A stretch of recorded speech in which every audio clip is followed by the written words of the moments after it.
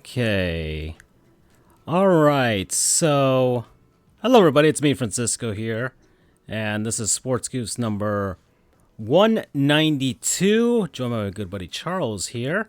It's just the two of us.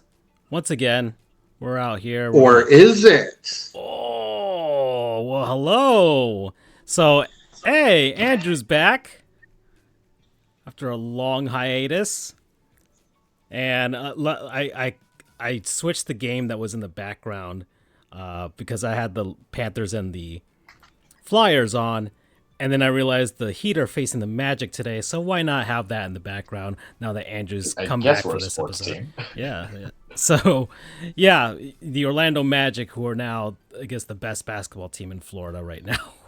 So, by one game. Yes, by one game, but they're the least frustrating team in Florida. True, and they got an all-star finally. So Paolo Banchero made the all-star team for them, and things are looking up in Orlando for like the first time in a long time. Actually, I do not know who their coach is. No, but he should be coach of the year. Right. I don't know who's coaching them. I saw his name once, and I forgot it already. Made the Magic relevant without needing a big man. Yeah. And you know what kind of big man we're talking about? The big man. The barometer of whether the Magic are relevant or not is whether Jamal Mosley. Is whether Andrew actually cares about them this season. So that's the barometer right there. If they can get him to care, then they've done something right. I will say this. So I get score notifications on my phone from ESPN.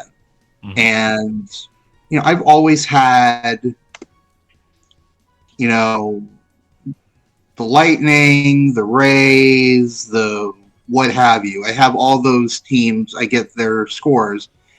And I have the Magic as well. But I usually just whatever, swipe. They've lost again. That, or I just I don't even pay attention. I just whatever. I actually look forward to the results now. I actually look to the results to see what is going on. Good. We can actually talk about basketball. Holy crap, Charles! This might be a thing. I have no beef with Andrew wanting to talk about the Magic. It's just I honestly right now. We have nothing planned for this episode.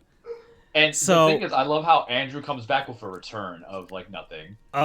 Speaking of return, he goes to us off the line and says, right? He goes to us and says, what else is new? Kind to it. I'm like, we've been good though, because I'll tell you this, man. The two-man group is a two-man group. We've all had stages in the show where we've had to do a two-man group. But I can't fuck around, one, because he hasn't been on the show, so we get to introduce it this way. True. He doesn't know about this concept either. We're counting the curse words. Yeah, I don't know how it just started, because we always called you the morality of the show, so without you there, it's... I got the inspiration from South Park when they were saying, shit episode 3. Yeah, there we go. Yeah, that's one for me. But we don't try to overdo it, but we were just doing the tally. Point being is that I can't screw around on the gaming so much if it's a two-man group. We had to go analytical. So this is a kind of a good old nostalgia trip where I could just literally try to work with Nikita Khrushchev puck handling as Andrew and Francisco. Excuse me, sir. Yeah, you get up to get this name. Khrushchev was the one of the leaders of the Soviet Union. You're talking about Nikita Kucherov, who is right now the best player in the league. Well, Khrushchev could be considered as one of the best Russian presidents, right? So I'm particularly to Nate McKinnon, right? or Connor McDavid, but Kucherov. Well, let me say this: a brief detour in hockey. Kucherov. We missed the third man. There we go. We have the Andrew verse is coming in.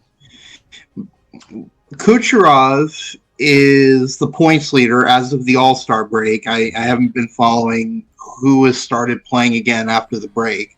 It's tonight, so the Panthers are already winning 1-0. But there's a few games on tonight. Actually, it's a pretty big slate tonight for the NHL. If you guys want to look at the score crawl above us, I'm a hockey fan now. Indeed. Or below us. So he's the points leader, Kucherov, and he did the funniest thing ever, which was A, make total fun of the NHL, yeah, he did. And B, piss off Toronto. Is he the one that did the gay right advocacy?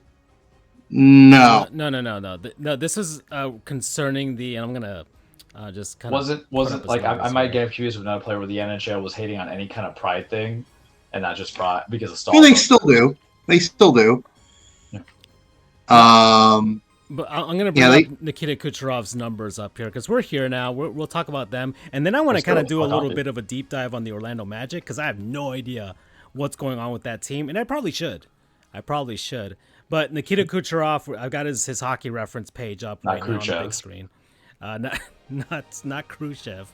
But Kucherov, he did not care whatsoever for the All-Star Skills competition. He wasn't even really going through the motions while he was participating in. What was his competition? What was he doing? The puck They decided this year to do something weird. I'm going to pull up. Well, see, every year in the All-Star game, they have the skills competition. Kind of think of it like the NBA, the slam dunk contest, the three-point contest. NHL does that the day before the All-Star game. It's part of the All-Star weekend. Usually it's each person gets one event, sometimes maybe two. But this year they decided to mix it up a little bit and have, here I'm looking at the Wikipedia article, having been revamped, instead of having individual winners for each skill event, 12 specific players competed in multiple events to determine an overall winner. The winner of the competition. So you do all that. From there, the top 6 advance to the final event, with the winner of the competition winning a trophy and $1 million. I'll do anything for $1 million. Jesus.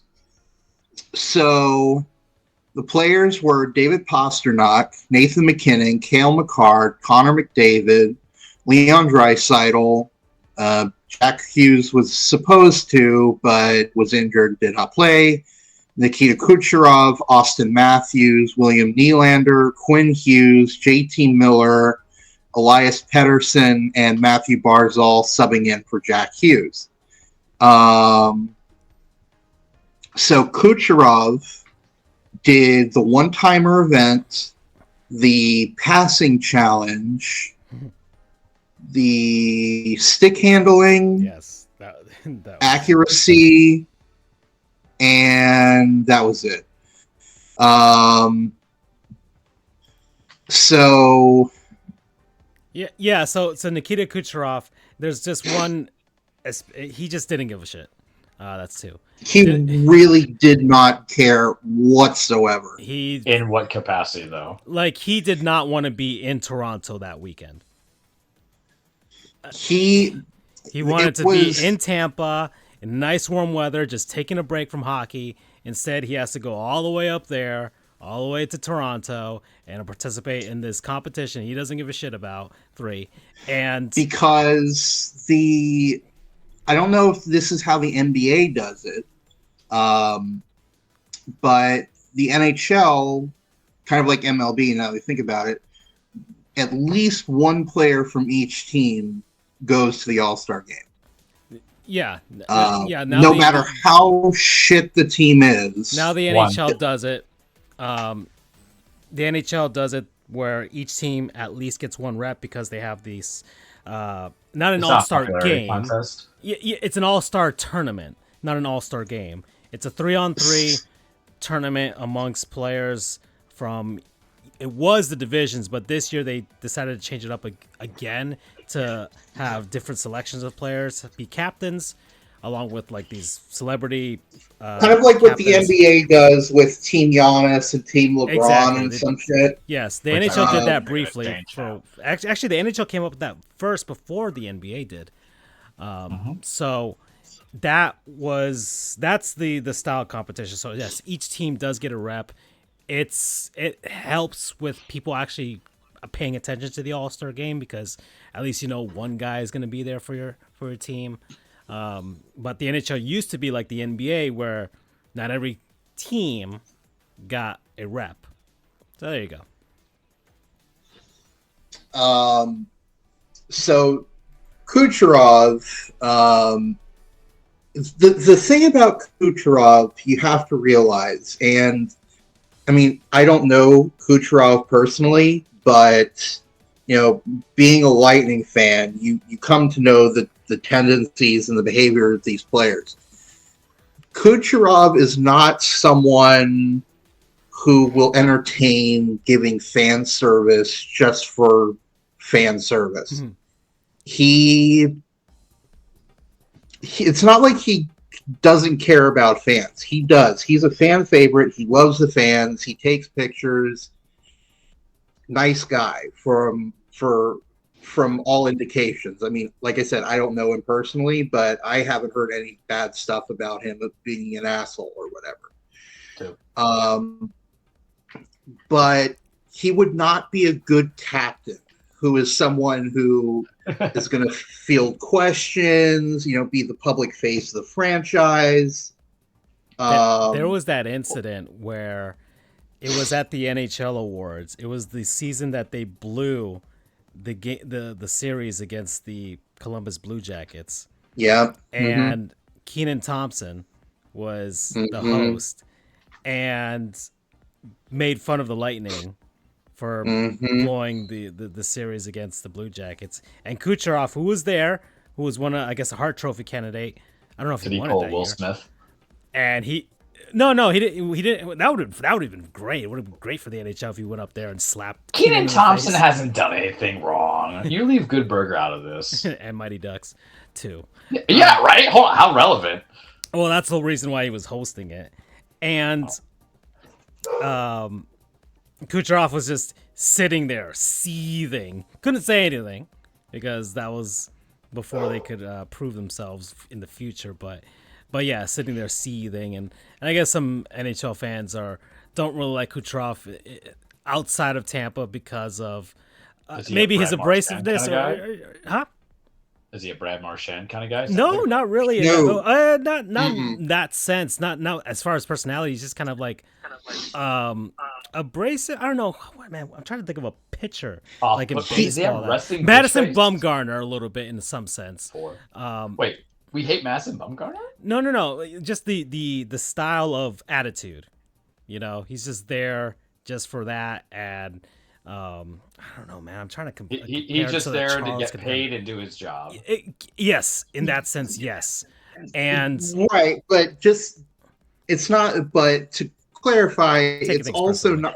He's not like he doesn't care. Like I said, it's not like he doesn't care about the fans. It's not like I'm talking about outside of fans. I mean, right. In terms of some fans criticize him for the cap circumvention, but of course that's not entirely in his control either. That's the team thing. Don't even start with that, Francisco. But I see your point.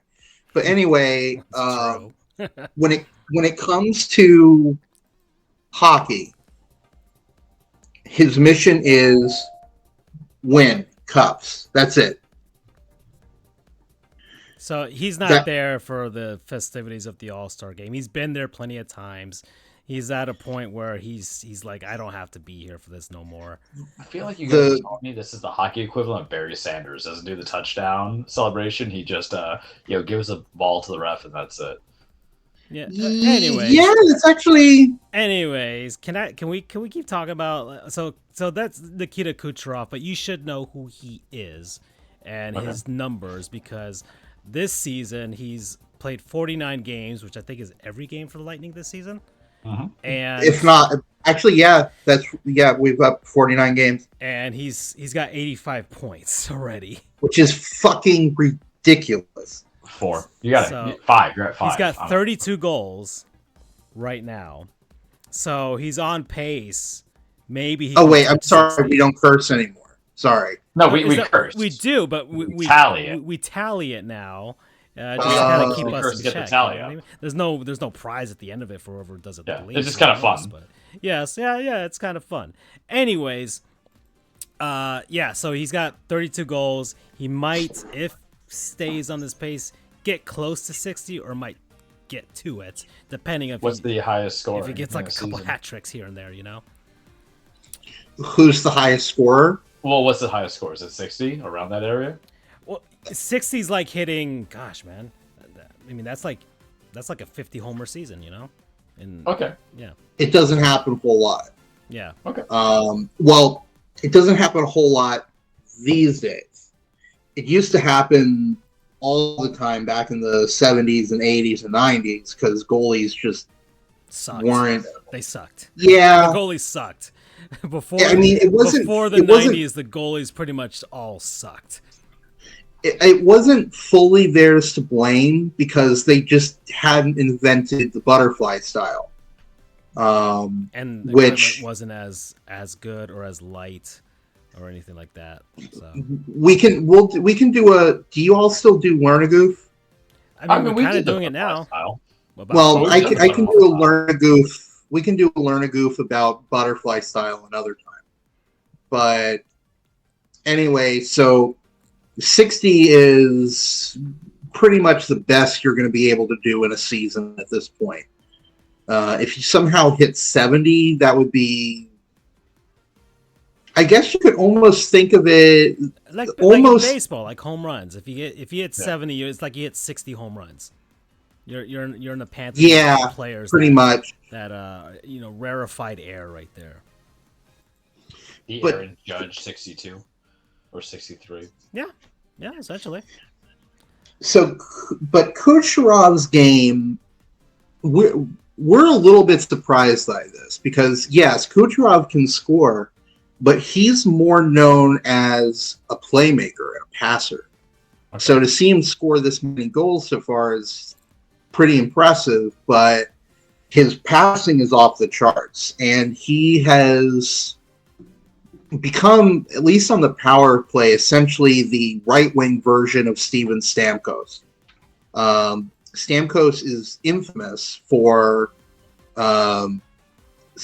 his office, quote unquote, being the left face-off dot, so to the right of the goalie. Someone will pass the puck to him. He shoots a one-timer, goes in the net, like every time. Same kind of thing with Alex Ovechkin. Kucherov has started doing that from the right face-off circle on the other side of the ice. He is deadly from there, but his passing is just as good as ever, if not improved. He does a lot of. Think of it almost like Steve Nash. You know how Steve Nash would do a lot of fake passes and no looks and just someone has no business making that sort of a pass. Correct. That's kind of his game in the passing side. Actually, I don't know, Francisco. Would you say that's a pretty decent comparison in terms of the game he plays, kind of like Steve Nash? Yeah, I mean, the man's got some nice sauce there. He's got some, that type of stuff. I think. Yeah, I mean, Charles has watched Shoresy. I think he can kind of get the concept of it by now. And I have learned. So Andrew, I am not the boy that you met years ago in hockey. I have run like 4 times stronger than that. I'm basically Anakin Skywalker. You will not give me the rank of. You won't let me set the council, but I'm Jedi Master up in this ish right here. So, yeah, he's gotten familiar with some players and everything like that since he started playing NHL. What I do is I have Francisco tell me people to pick team-wise, and I just unlocked all the 1v1s I need teams. Yeah, but like, hey, we Charles, learn. You try and get the Edmonton Oilers to fix themselves, and they did. They did. As soon as Charles started playing them, suddenly they got like a 8-game. Me and Connor McDavid have a relationship here. Whatever. So, so that's Nikita Kucherov. He's doing the thing. He's a very, very good hockey player, and just having another career year. I mean, he's already won Hart Trophy. Yeah, that was 2018-19. He was seething while being insulted by Keenan. At the same time, he was gonna get the award for being the MVP of the league. That was his big breakout year, 2018-19. And but going back to Kucherov's kind of demeanor. When he did win the cup, and again, this was just the post-game press conference, so I don't know, 15, 20 minutes maybe after getting off the ice with the cup, dude was plastered, absolutely plastered. He's Russian. And he does. When you say plastered, he's Russian. For those. You mean he was vibing? So he was under. He's Russian. That's all you need to know. So I should care more about the Tampa Bay Lightning than I ever knew in my life. Is what you guys are telling me. You've been holding out on me for 5 years, Andrew. Well, I mean that's nothing compared to Alex Ovechkin's week-long bender after winning the cup. Well, you know what? Right now, in honor, because I'm going to teams, I'm going to play as the Lightning. I just will randomize an opponent. Kucherov. I'm loving this. I'm absolutely loving this. So he does and this was the 21 cup. So this was the one where it wasn't the bubble. He does the whole thing shirtless. He does the whole press conference shirtless. And he coined, I guess he used like a Russian phrase supposedly, but he was talking about how Andrei Vasilevsky, the goalie, who is also Russian, didn't win the Vezina. And by the way, Andrew, Francisco, I love Finnish people now. Yes. Because I know there's a few of them in hockey, so if we hear a Finnish guy, you'll just understand. I'm sorry. No problem. A lot of good Finns. So Kucherov, when someone asks him about Vasilevsky not getting the Vezina for that season, and he won the Conn Smythe for the playoff, he said, Number one bullshit. He repeated that over and over again. Number one bullshit. Is he counting it if it's quoting from somebody else? I'm not sure. Well, it's supposed. if I remember correctly, it's a Russian saying, but still, we'll let you pass on this one. We won't count it because it's other people's words. It's like, but then also to go. This is not my words. But I will also add this during the Stanley Cup parade, talking about, just to give you more incentive to like the Lightning, Vasilevsky wore the Conn Smythe trophy on his head. I would party with this. I gotta be in Tampa in April for a trip. I'm just going to that man like, where is this Nikita? Because when I get this man to town, then you have the ladies and gals and guys call him Nikita. What's up, dog? Oh, man. All right. Well, I kind of, let's see, we're at 26 minutes. I do want to kind of run through this because we're here now. Just the league leaders, because I guess it's talk about the post All-Star break. And Charles can kind of get a feel for some players' names here, because they're all pretty much the ones that went to the All-Star game. Or the All-Star tournament, whatever you want to call it. Roman Josi of the Nashville Predators with the most games played. And I'm chiming in each one on this. Andrew, can you explain who Roman Josi is? I only acknowledge one Roman, and that name is Roman Reigns. Honestly, I don't know a whole lot about Roman Yossi. Thank you, because he ain't Roman Reigns. All right, it's a Swiss defenseman for the Predators. He's the team captain, and you know. He ain't finish. Anyways, most goals, Austin Matthews right now. He's got 40. I know Austin Matthews. The Mexican bastard. Nate McKinnon, who leads the league in assists. He leads the league in points. So I think he's tied with Kucherov there, right? And goals. The two of them have been kind of neck and neck. Yeah, for pretty much all these statistical categories. And also goals created, which is another stat there. So he's also making stuff happen. Quinn Hughes out of Vancouver, plus minus. Also breakout year, especially because the Canucks are actually good this year. Do you guys get disappointed when you hear standard names like Quinn Hughes and you're like, oh, that's not hard to pronounce at all?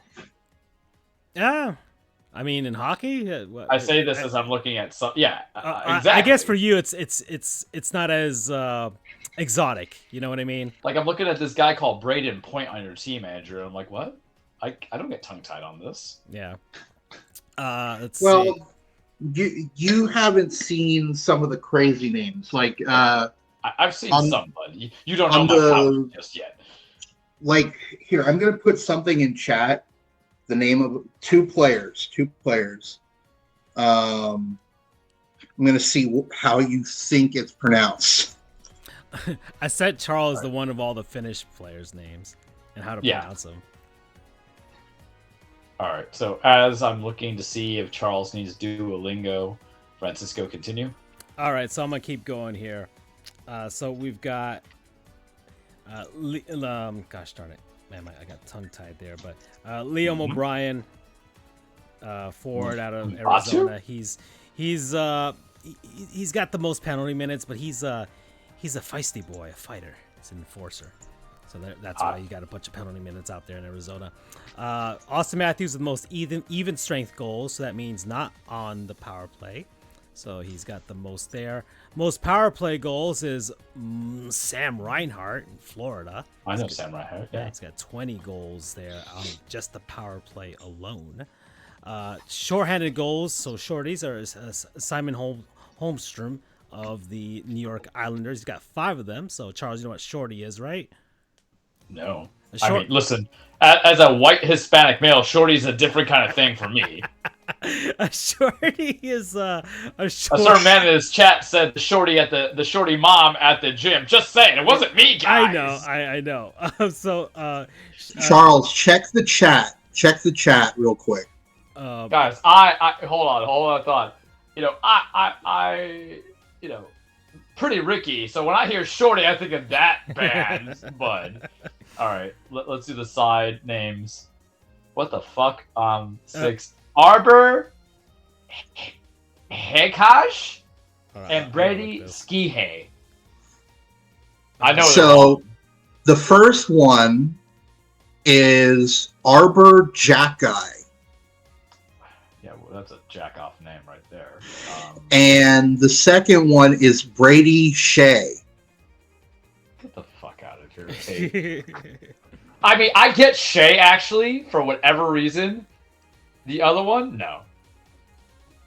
All right. But yeah, respect. Y'all, I mean, I had a Jersey attorney the other day call me Trujillo. I'm like, I have one eye, bro. And it's not before the O right there. So I get it.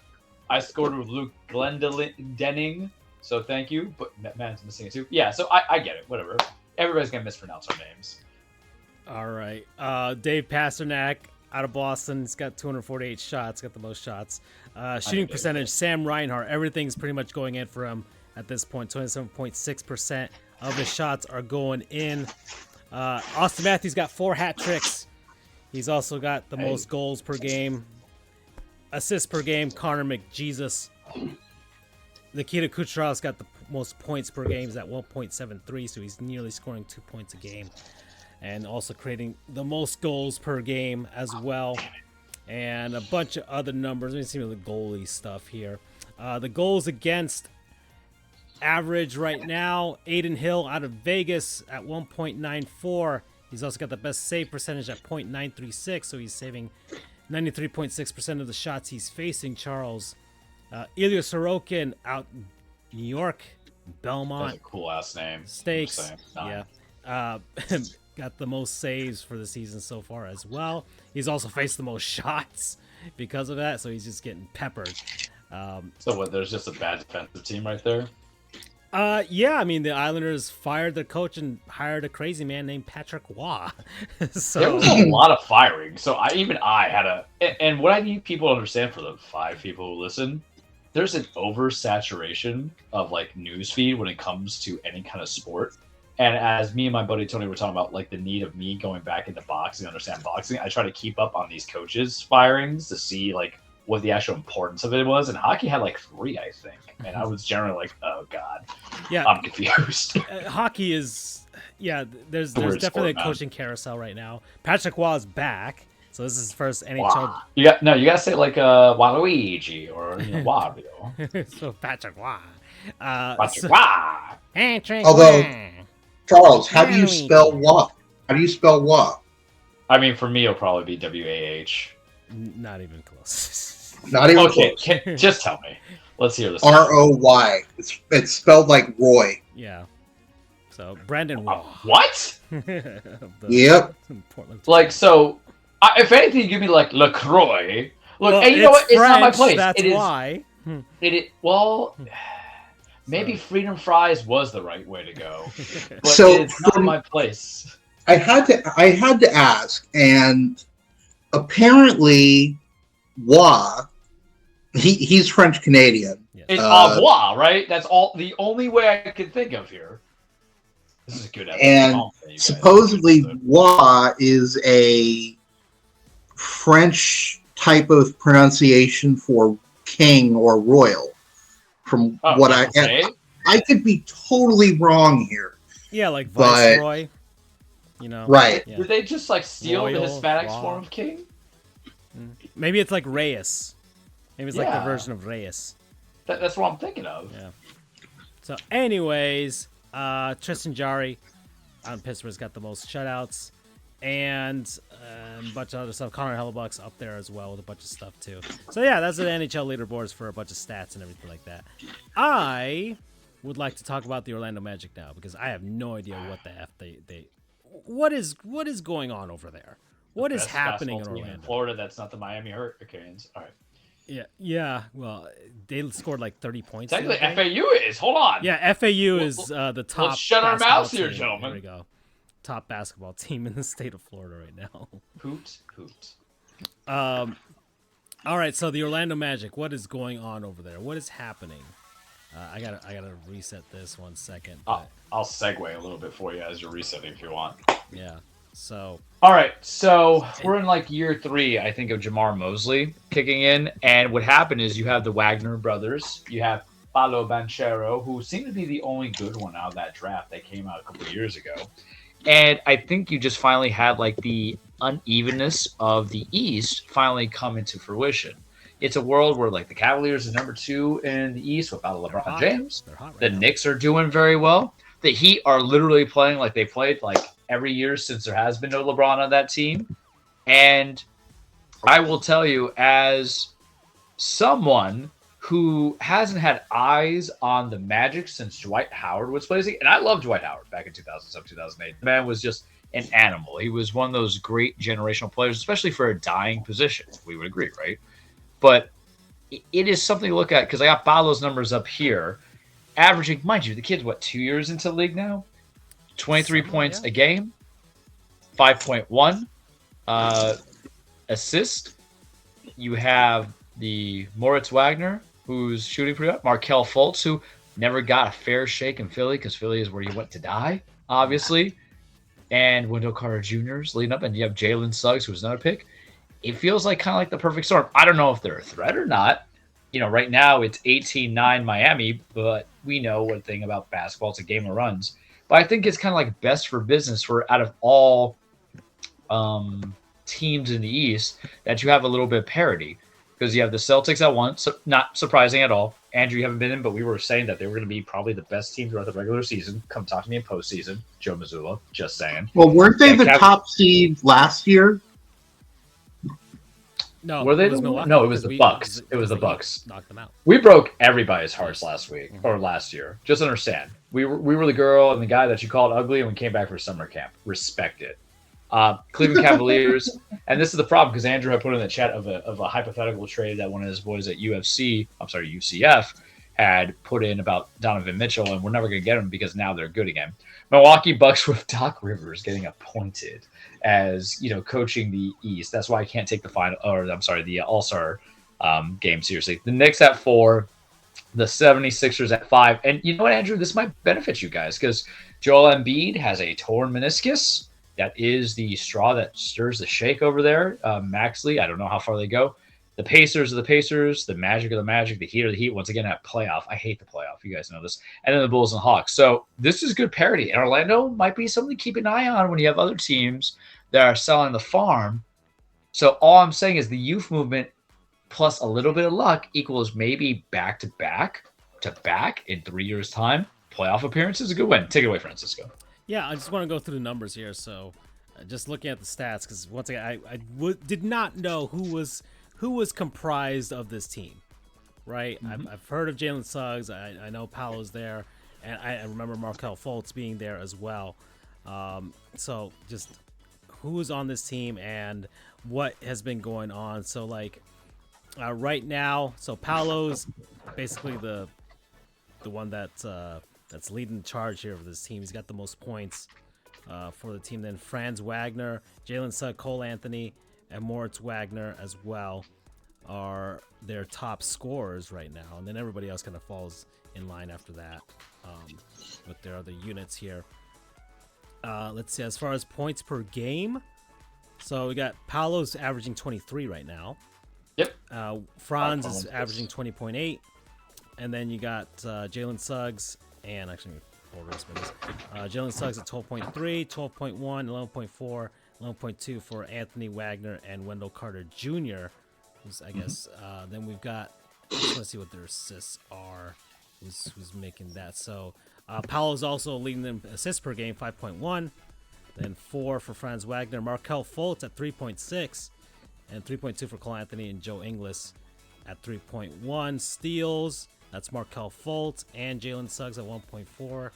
Blocks, that's Goga. Oh man, this is his name. Goga Bitadze. And Jonathan Isaac for former Seminole, 1.2. And we've got. Y'all have Chuma Okeke, who was great in Auburn, and then he tore his knee, I believe. And we've got at free throw percentage, Franz Wagner, 854, 850, 848. Let's see who is 3-point percentage. That's Wendell Carter Jr., 403, 388 for Joe Ingles, Jalen Suggs, Anthony Black, and Paolo Banchero, 362. And as overall field goal percentage, that's Goga Bitadze, Moritz Wagner, Wendell Carter Jr., and Markelle Fultz at 5'10 as well. So it's nice seeing Fultz get bounced back there. You probably saw a lot of sports psychologists over the few years, you know what I mean? Well, not just that, but like, what is the word? The yips. That was his issue, right? Yeah, and then Paolo Banchero leading them with minutes played at 34.9. Franz Wagner 33.1. Jalen Suggs, Wendell Carter Jr. and Markelle Fultz as well. So that's those are the guys leading the charge in Orlando. They're sitting at 27-23, playing the Heat right now, and. Yeah, Jamal Mosley. This is, let me see. Do we have any more stats on him? I think this is his third year. So, let's see. So, yeah. So, assistant coach, his third. Yeah, this is his third season right now. So, gotten them each season. They've improved. 268, 415 win percentage last year. And now sitting at 540. Was an assistant coach with the Mavs for since 2014-15. With the Cavs before that, and then with the Nuggets before that. So I think he probably was under like George Karl before, and maybe a little bit of Mike Brown, and maybe who was the Mavs coach before Jason Kidd? It's Rick Carlisle. There we go. Yeah, that makes sense. Which you would think he would have the Andy Reid equivalent in basketball of a coaching branch and a coaching tree, but not a lot of guys got his stuff hired. It was all Phil Jackson, Brian Shaw, for example. Pop also has a pretty extensive tree. Yeah, he does. Kerr and Pop to a degree. To kind of add into something that Andrew should be excited for, the NBA, for whatever reason, unless your name is Joel Embiid, Nikola Jokic, and I'm trying to think about Giannis Antetokounmpo, doesn't really posterize and put the face of centers if they're not the modern day shooters, and that was kind of like what the Magic did back in the day with Shaq and then Dwight Howard. But for Paolo, who is a point guard, right, or one kind of guard, the combo guards are out there. I think it gives he's a power forward. He's listed as a power forward. Is a power forward? Yeah. Okay. I mean, but yet you're also leading your team. Their centers are Wendell Carter Jr., Matadze, and Moritz Wagner. Yeah, he's a power forward. It's just kind of tough when you have a forward who's doing the 5.1 assists over your other point guards. It's LeBron genetic makeup is what I would say, right? But if you're having something that's not like the center position as a face of your franchise, I think it can bring in a lot of eyes on the NBA to that franchise, whether it be casual or just new age people coming into it, or people want to come back to it. So I think it's a good thing. Yeah. So yeah, so be happy, because that's how kind of like it revolves around. They want the big who can kind of multi-shoot, not the old school center which the Magic were known for such a long time. Literally, 2 separate generations. It doesn't happen. A position like that where you had, and some people who are purists are going to hate me, but similar genetic makeup, right, between Shaq and Howard. And we have like a little bit of respect for Dwight Howard in this show, but to have Banchero as a power forward who's kind of multi-talented in different skill sets, what they say, 5-tool player, right? Yeah, I think it's good, man. So I know you tune in and out. Yeah, I know you've tuned in and out throughout the years, but if your organization is able to really flip this and keep it, and the Magic, for what it's worth, aside from Shaq, do keep guys for a while, I think it's good news. I think it's good business. If they can develop the core still, keep it going, they can. You kind of want a little bit more vets in there. Teams that I follow, keeping players for a long time. What a concept. Yeah, I mean, there's a possibility with these guys right now that they don't have to give Banchero the, let's see, what's he earning, the big contract just yet, but eventually he keeps doing like this. They're gonna come up on that problem once more as can the Magic keep the guy for the big contract? Because that's always been the thing. Howard, though. Huh?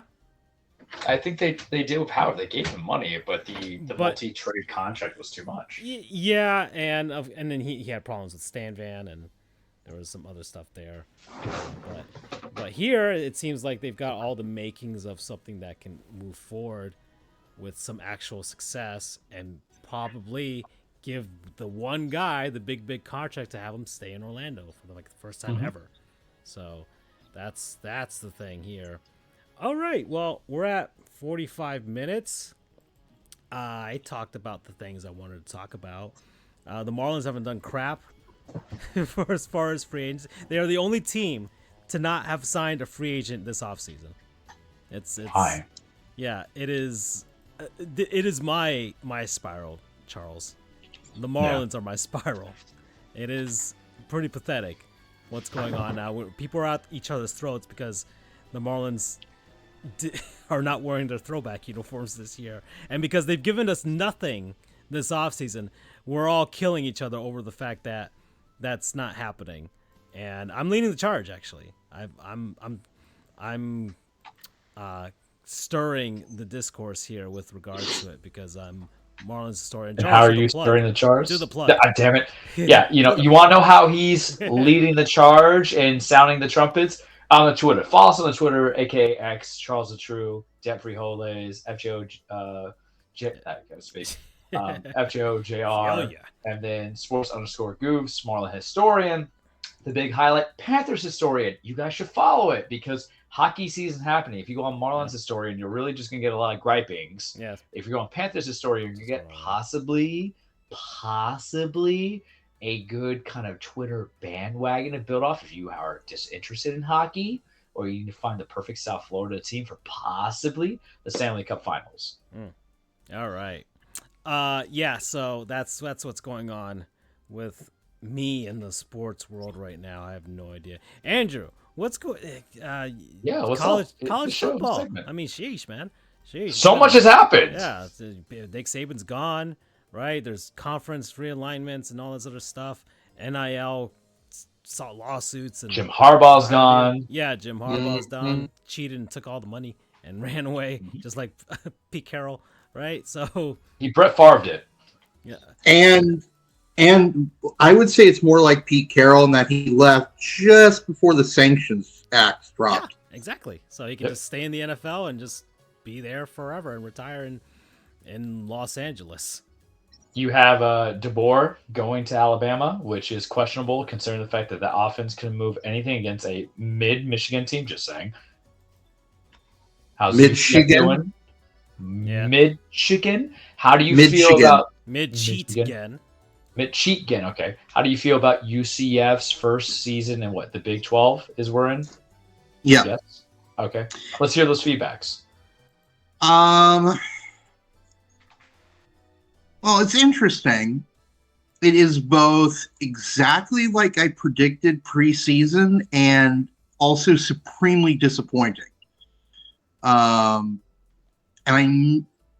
I going into the season, my prediction was 6 to 7 wins, and I was dead on. They finished with 6 wins, but so I'm proud of myself for getting that prediction correct. But I still feel disappointed, and here's why. And I never thought I would say, man, I feel disappointed about a 6-win season in our first season in the Big 12, which, mind you, there were 3 other teams that joined the Big 12 in the same season as us: BYU, Cincinnati, and Houston. We were the only one to go to a bowl. Only one. Which one? Where'd you guys go to? We went to the Gasparilla Bowl against Georgia Tech. Nice. And the problem is we had so many opportunities. If we had played consistent ball all season and won games that we were in a position to win, we probably go 7 or 8 wins just in the regular season. We had, I was there for this one, we had a 29-point lead on Baylor at home in our first conference game at home, and we blew it. We blew it pretty much all in one quarter. Lost by 1 point. Was like, damn. That was brutal. That's, I would say, more than anything, that pretty much killed our season, because it's tough to come back from a 29-point loss at home. Giving up a 29-point lead at home to the team that ended up actually being the worst team in the conference. I think they ended up getting 3 wins the entire season. That was brutal. We also gave up a win against West Virginia. We had the lead. We just blew it, and that was the story of the season. We were good in the first half. We just crumbled in the second half.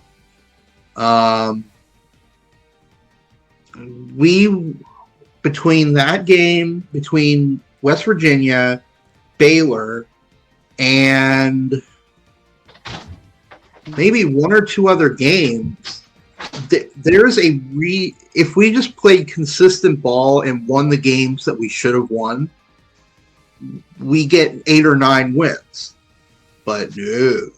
Aren't you hating about Gus's use of your quarterback as well, because he likes that mobile, multi-tool kind of guy? that's his MO from what I've learned. He likes like Cam Newton, for instance. What, this is year 3 under Gus? Am I correct?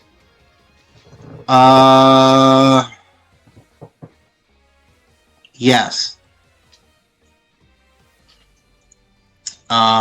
Yes, this is year 3 under him.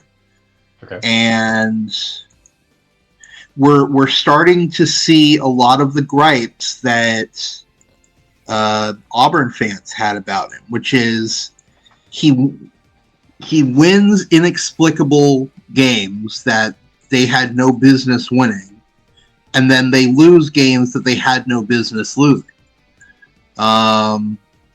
We almost saw that multiple times this season. We almost beat Oklahoma.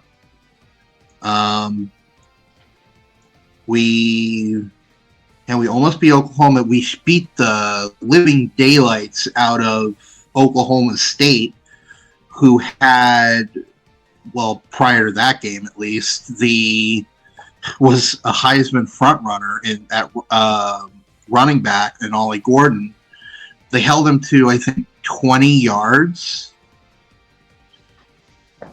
And we scored, the final score was 45-3. It's like, huh? How? But,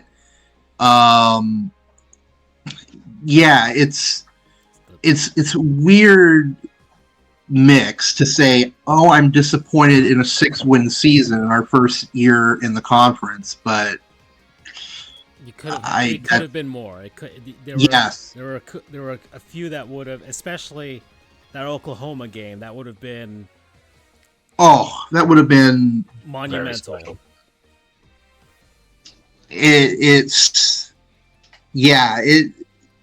I'm not saying that I'm mad with how the season went. I'm just disappointed.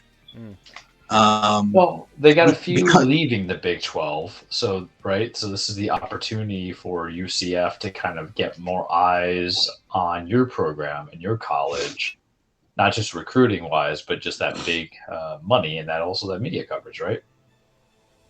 Yeah. Well, we're not going to get a full payout until 25-26, so a couple more seasons. But it's right on the corner. But still, it's the big thing has just been the amount of fundraising that our athletic department has been able to do has been nuts.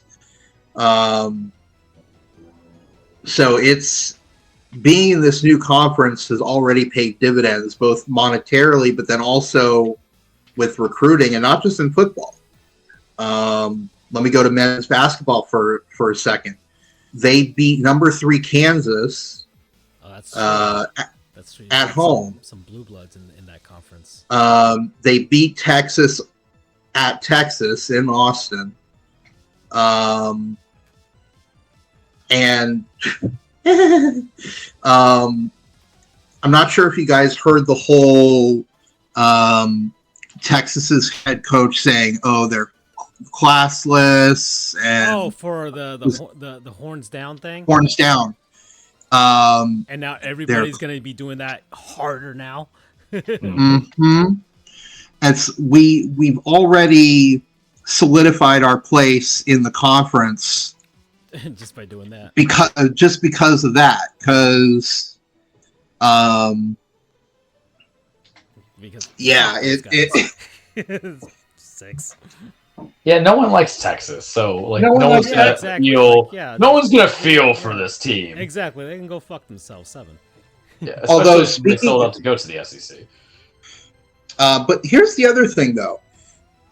We are not the first team to have used horns down. We will never. We will not be the last team. But this is like the first time somebody from that organization, or maybe not the first time, but it's the latest example of someone who has outwardly said that really bothers us and is living rent-free in our heads. Yeah. Exactly. It grinds my gears. Yeah. And kind of to couple with that, and then as a follow-up, well, usually the enforcement, quote-unquote, has been through the conference. But there was a game a couple of weeks ago. It was at BYU. It was Texas at BYU.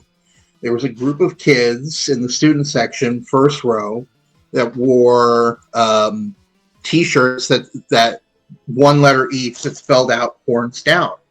During a TV timeout, supposedly BYU or maybe Texas, nobody knows, forced them to change their shirts.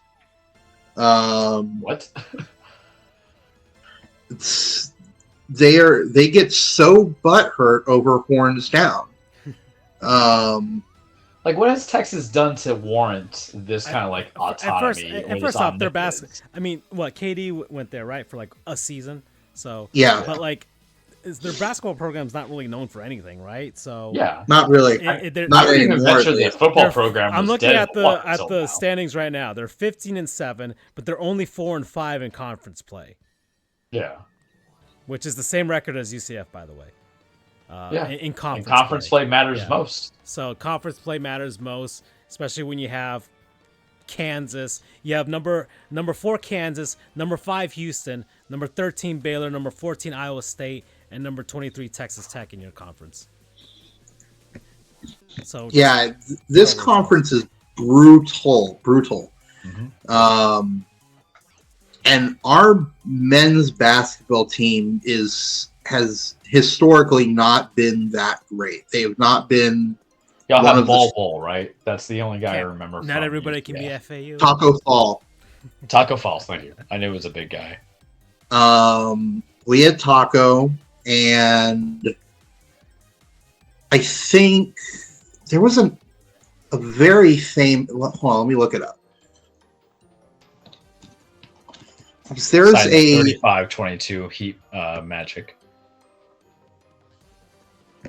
Wait, hold on. UCF Sports Info. There was one player that his name sticks out in my mind, but I can't remember what his name is.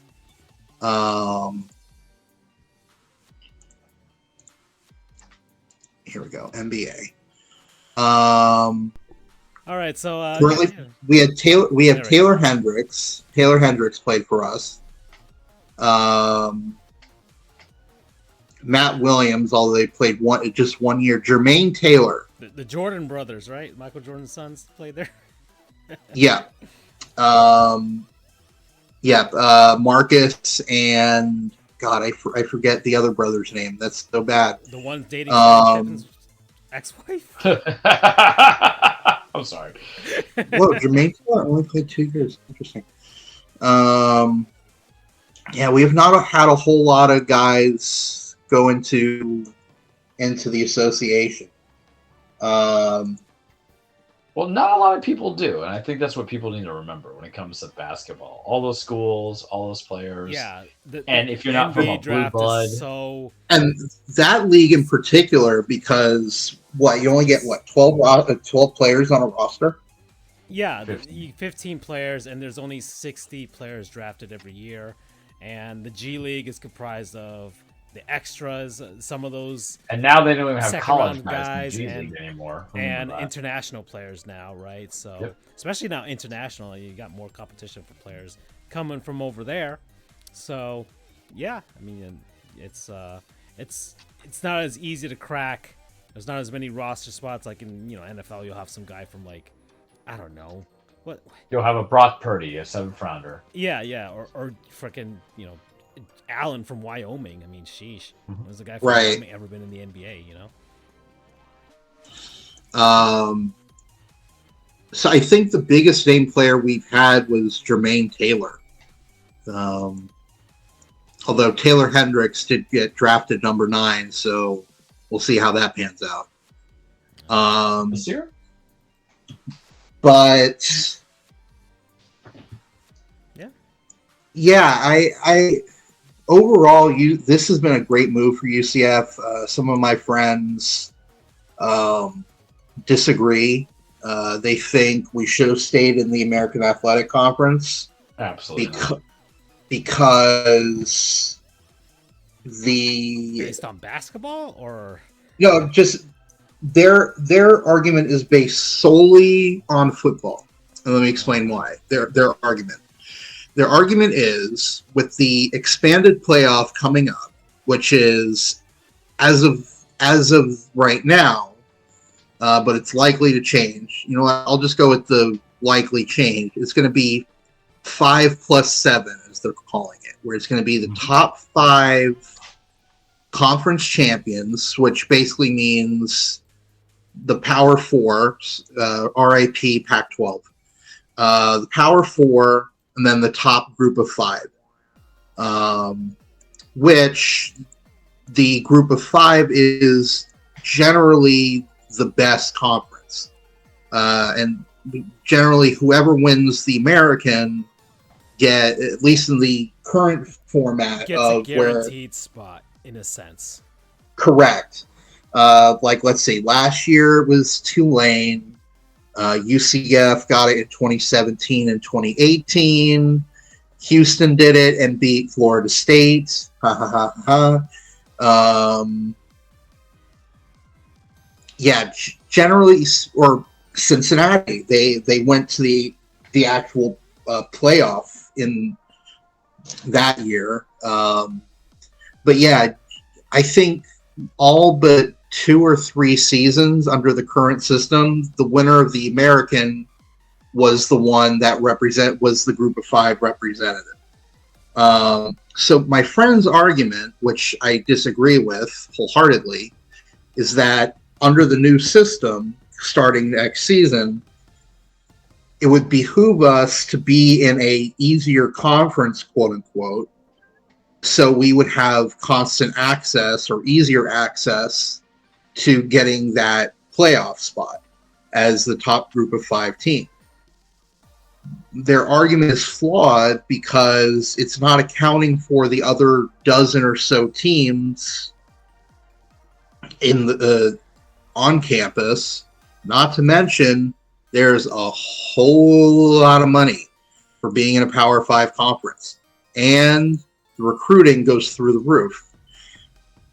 We're picking up guys in football left and right that we would have no business getting. I think in back-to-back seasons, last season and this season, we've picked up. Well, last season is confirmed. He played this season. Was our highest ranking recruit ever, John Walker, out of Osceola High School in Kissimmee. And then I forget what his name is, but we flipped a recruit from Auburn who is going to be, if he signs, this is next year, he would be our highest recruit ever. So assuming that he sticks, which we don't know, he's already flipped once, and I try not to get excited about signing about commitments until they sign. We've hit back-to-back years getting our highest rated recruit, and all of our recruiting classes have been the highest under Gus. And it's just going up because of the new conference. I think it's really stupid to bite one's nose to spite one's face. Long-term vision. Like, this is gonna exactly. Be in the short term, we need whatever. It's like, well, you can't get, like, you'll still get the disrespect and all that stuff if you don't move. So now you're here now. Yeah.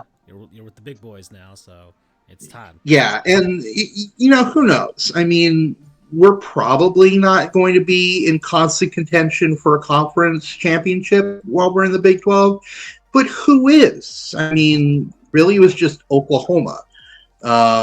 They're gone now, so there's going to be a lot more parity in the conference. And now you've got Colorado.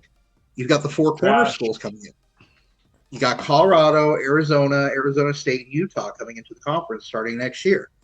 So it's going to be an absolute free-for-all in this conference. It's going to be a lot of fun. But I went on a tangent. It's been nice. It's nice to have a tangent again. I haven't gone on a tangent in a long time. I'm enjoying this. It's like a warm hug. Well, are you gonna finish your thought or Yeah. okay, So wrap it up? um, I would kind of wrapping back to Charles' main point. How do I feel about this first season? I mean, it's still not over. We're not even done with the fall with the winter sports yet. Um, Who's we the still have who's the the spring sports as yeah, well. who's the big powerhouse baseball program in the Big 12? Uh, well, Texas, right? I mean, historically Texas. but now that they're leaving along with Oklahoma, who would be Um, who'd fill that vacuum?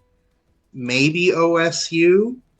Mm. Just off the top of my True, head. they went to a final, right? To Let's see. I'm proud of us for just Arizona all State knowing has the had Texas for that. Arizona State has had some history in the past. I think. Let me confirm this. I mean, Arizona State had. I mean, Barry Bonds went there, right? So, you know, um, they've Yeah, I had think so. stars. Yeah.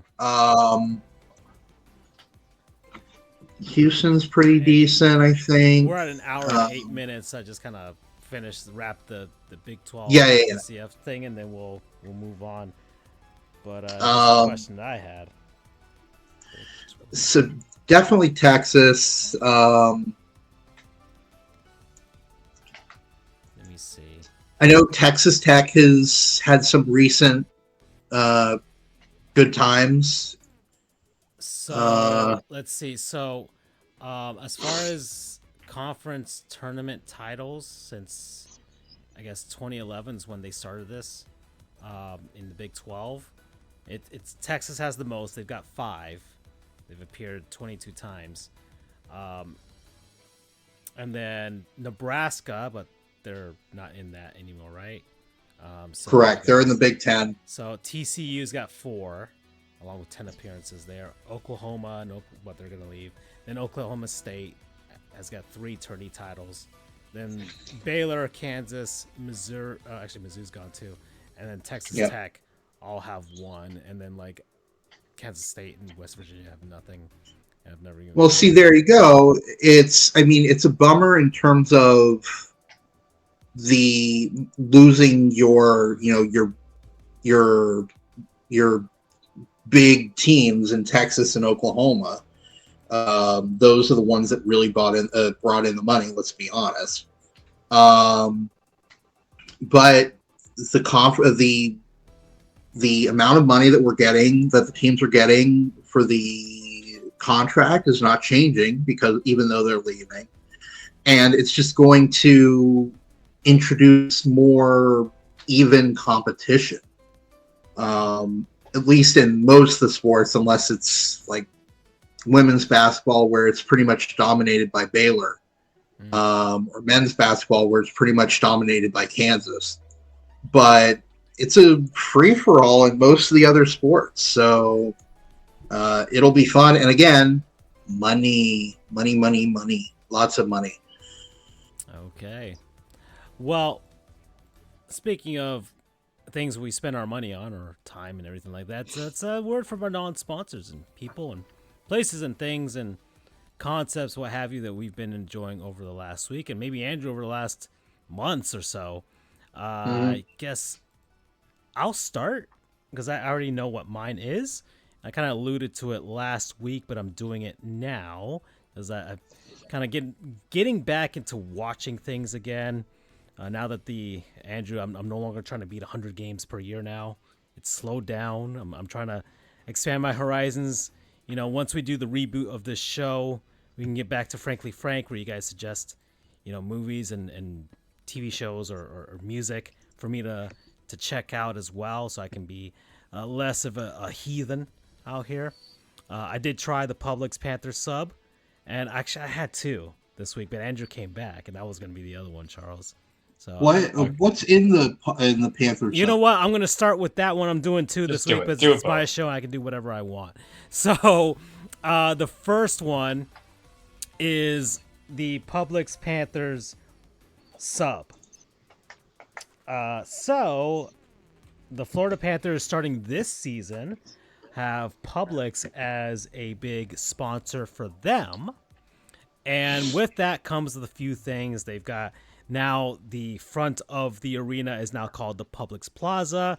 If you go through the parking lots, they have 2 tents set up on each side of the parking lots, and there'll be Publix employees there, and they have like little bits of food. They've got the chicken tenders and everything like that, so you can kind of walk up to them and grab some nice treats for you to try out there.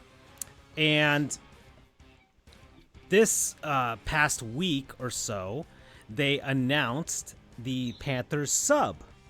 So it's a specialty sub made for the Florida Panthers. I think the Miami Dolphins have a version of their own that gives you horrible diarrhea afterwards, just like the Miami Dolphins do every season. Dolphins fans, Andrew, you were not here for the reckoning where I predicted and wrote the story of the Miami Dolphins season way ahead of time, and then everything came to fruition, as I always know, because the Dolphins always disappoint people, and this is the year that people finally broke.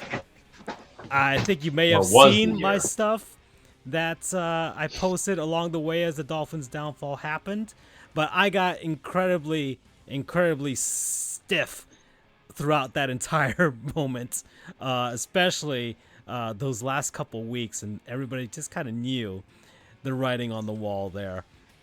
But the Panthers do have a sub, and it is a hot honey chicken tender sub. It comes with the hot honey chicken tenders along with bacon. It's got the fried dill pickles inside of them, and of course the defaults with the lettuce and the tomatoes, and your choice of cheese. I ordered mine. Got one of the Publix in Doral, which I always go to near my office. It's I got the foot long, and I gave it an 8.5 out of 10. So I recommend this. Andrew, I don't know what we haven't been able to see what your progress is on the spice meter, right? Trying to get you to be able to it has not really progressed all that much. Oh, well, I'll have to keep working on that. If I'm being you honest, can't give him Melinda's just yet. Okay, all right, but this one does have a bit of a kick to it. I also like the way they did this. So, from what I understand, the chicken tenders are. It's not a glaze that they put over that's the hot honey. I think it's actually baked into, or at least it's heated with the chicken tenders themselves. So it's almost like they're integrated into the actual breading itself, which is we would call that a rub. Yeah, I would say that. Yeah, that's a good way of describing it in that sense. It wasn't like the hot honey chicken sandwiches that they had at Wendy's. It was just the glaze, right? So that was the difference here. And I actually enjoyed it that way. I got mine toasted, so that also probably helped with that baking in that flavor from the hot honey. A different taste of the honey, Charles. I wouldn't say it was as sweet as the one that you got from Wendy's, but it was just tangy. Yeah, I would say more tangy in that sense, but still noticeable. And the fried dill pickles is a nice contrast with the saltiness of that and this kind of the flavoring there. I got Swiss cheese with mine, so just because Swiss cheese melts pretty good, so I like that as well. Not pepper jack, huh? No, I didn't want to overdo it now, but I like Swiss cheese. And I also noticed that mine had, they have the slice of bacon that they put on there, but I don't know, there was a bit of flourish on mine because I had the bacon bit as well. So that actually helped too. I didn't think the bacon was necessary. It helps, but I don't think it was necessary in this instance. So, for the swine not inclined people like Andrew, you don't have to get it with that, and you wouldn't miss anything from it. And overall, I got it with the whole wheat bun, and it was pretty good, man. I really enjoyed it. I think it's a pretty solid sandwich, and I wholeheartedly recommend it. 8.5 out of 10. you know. So I didn't put any ketchup on it either. So I'm not gonna do that thing with that. But maybe next time. Promo code Heathen. That's what I am. I'll go. I We'll can give go you next. the grand finale. Yeah. So I'll go last. yeah, we'll give you last. We'll give you last. It's been a bit. So mine, it was simple, right? Because the problem is, the last couple of weeks in the chat, and I always wish we could publicate and publish the chat sometimes. We did because- briefly show it last week when we Yeah. were showing off your photos from the Royal Rumble. which was great. But that was probably like the least unhinged. But the three things I want to suggest were all food based, but I've mentioned them before in like the last span of 2 months.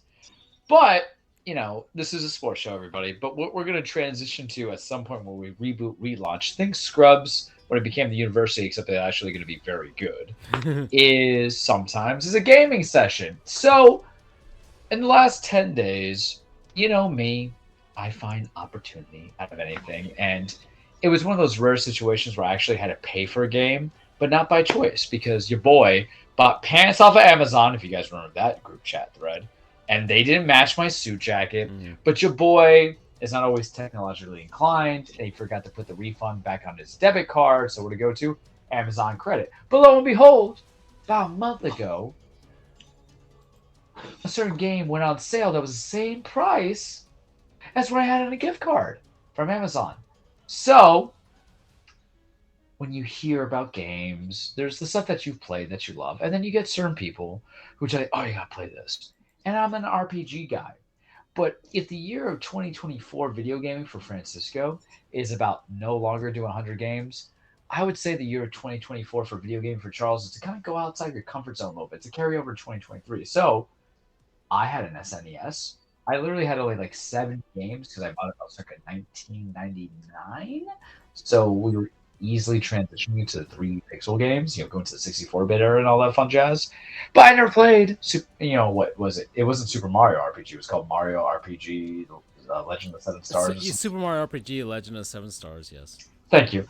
So about 2 months ago, Nintendo remade Super Mario RPG into their kind of like little cute home styles, what I call, right? You know, like Mama's Meatloaf kind of equivalent on the Switch. Very akin to how they did Link's Awakening. So your boy played it. He needed something diametrically different from Alan Wake 2 upon Francisco's consent, and then Andrew's like implicit consent. So yeah, I got you. And I liked it. I finished it, Saturday or Sunday? Friday. I finished it Friday. Wasn't a long game, about 15 hours. Essentially what you need to know is this is Nintendo's, I believe, first foray into doing RPGs, role-playing games. I'm not talking about like role-playing games where it's action, technically, all this stuff. Technically, it's Square Enix. Square Enix had done so. Well, yeah, that's right. It was a joint effort. Listen, Yeah. we're not going to get too technical here, but Nintendo allowed it to be licensed as such. How about that? Okay. Instead of your typical platformers and Tanuki kind of little power-ups, you just had Mario chilling with his boys, Mallow, Gino, Bowser, and Peach. And I think for what it was, I enjoyed it. I gave it a soft 8 because what's the one rule? I can't review games until I complete it. Why? Because what if something happens I hate it? But it's your cute little artsy, wholesome 3D turn-based. I won't call it a tactical RPG, but kind of like that turn-based, very simple. Good time. Your role is that you're going to help Mallow and Gino collect the 7 stars, figure out Mallow's history, and just kind of, it's not really against Bowser, against Smithy, right? You know, and his gang that comes into it. But it was unique. It was different. The only Mario RPG I played was the one that happened on the Wii, which it wasn't, damn it, I forgot what the name of it was. Super Paper Mario, but I never finished it, and one day I will, but I would need to go remake. But for what it's worth, and I told you in the chat, was it revolutionary to the people who played on Super Nintendo? I would say no. Did I enjoy it? Yeah, because what did I do? Like everything that I enjoy about the Switch is I can multitask. What was I doing? I was listening to the Dresden Files, the re-listen of, what was it, Cold Days? No, Skin Game. As I was playing this, because just chat box and just texts and stuff like that. And I was able to really kind of listen to the soundtrack, which was very good. Deal with the combat, which is very simple. But I felt pretty good about it. I made my party and team.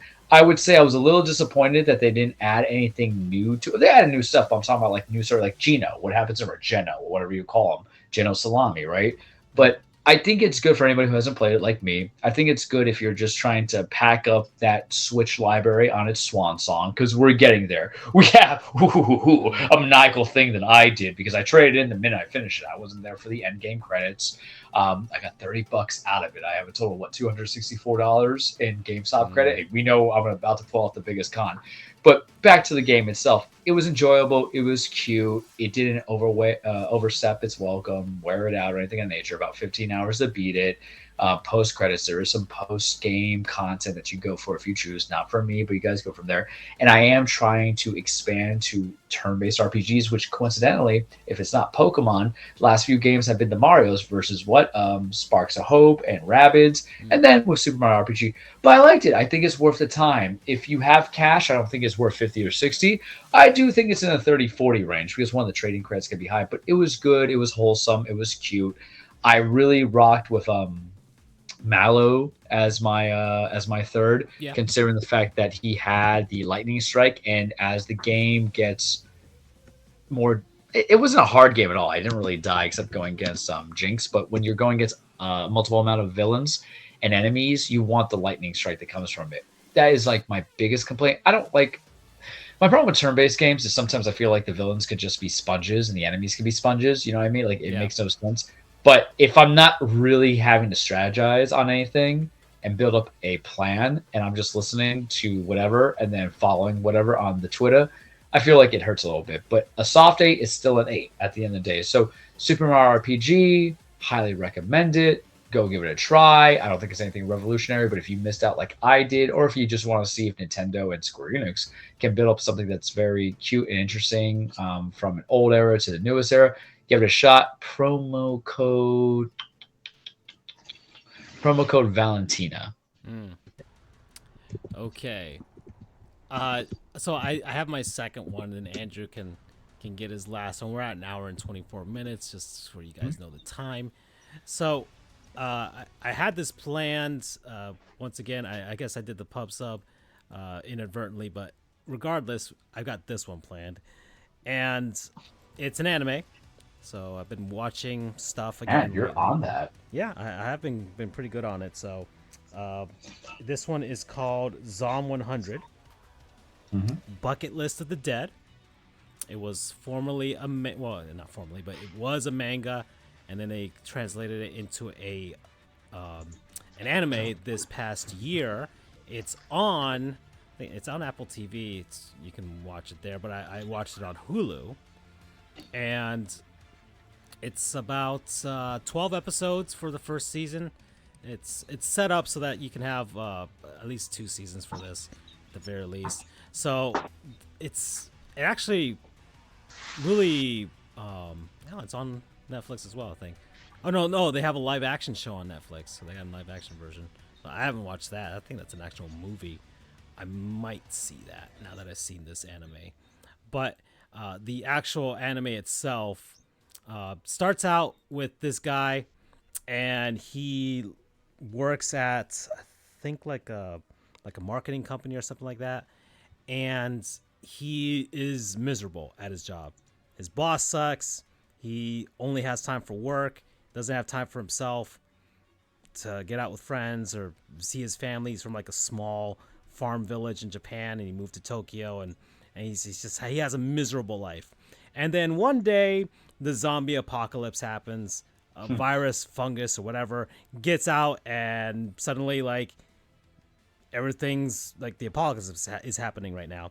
And he looks outside, and he's like, taking in everything that's happening. And the first thing out of his mind is like, I don't have to go to work anymore. So he is looking at the end of the world, the zombie apocalypse, as like the best thing for him, because now he gets to enjoy life again. So he goes out. He first he's found a way to kind of survive.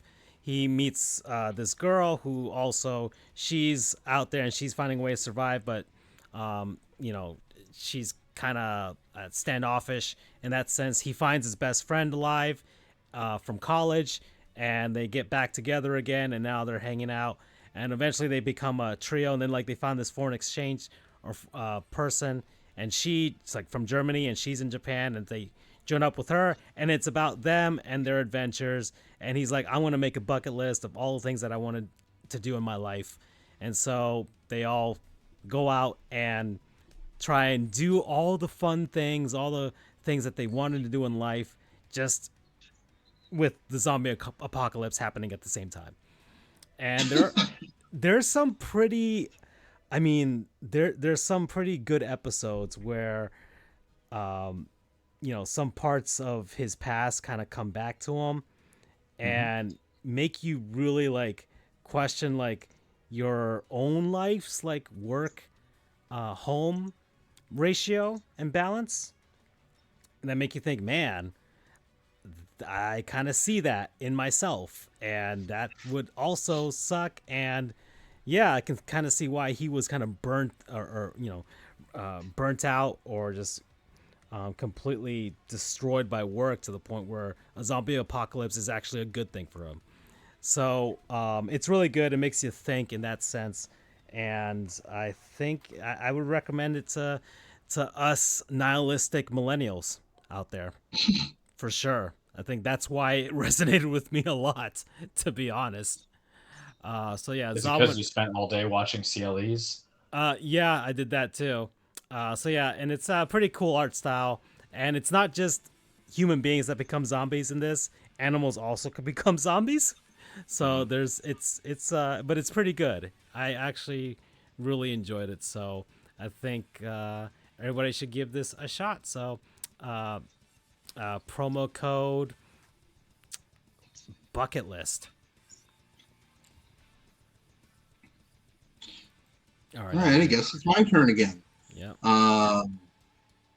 I had tough time deciding. I was thinking about it. There are two games that I play just kind of take my mind off things and just kill time. I'll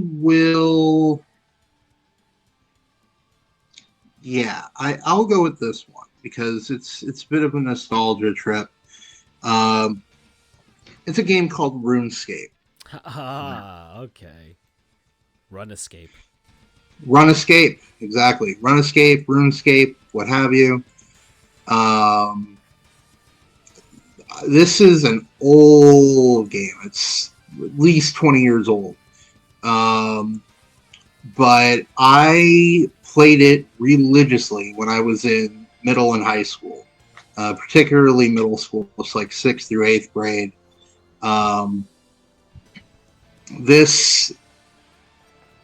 Played this game a lot. It was a lot of fun. Do you play the current version or do you play the old school version?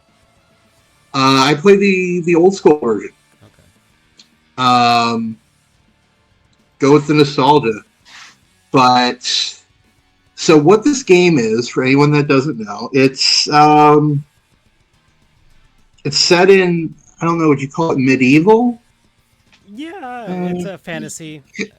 Yeah, it's a fantasy game. It's a MMORPG. And you can be a mage, you can be an archer, you can be a knight, whatever. It's not the most exciting game per se.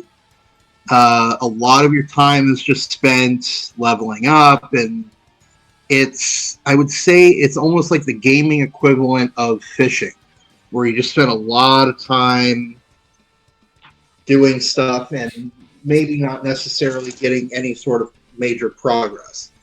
But it's a nice way to kill time.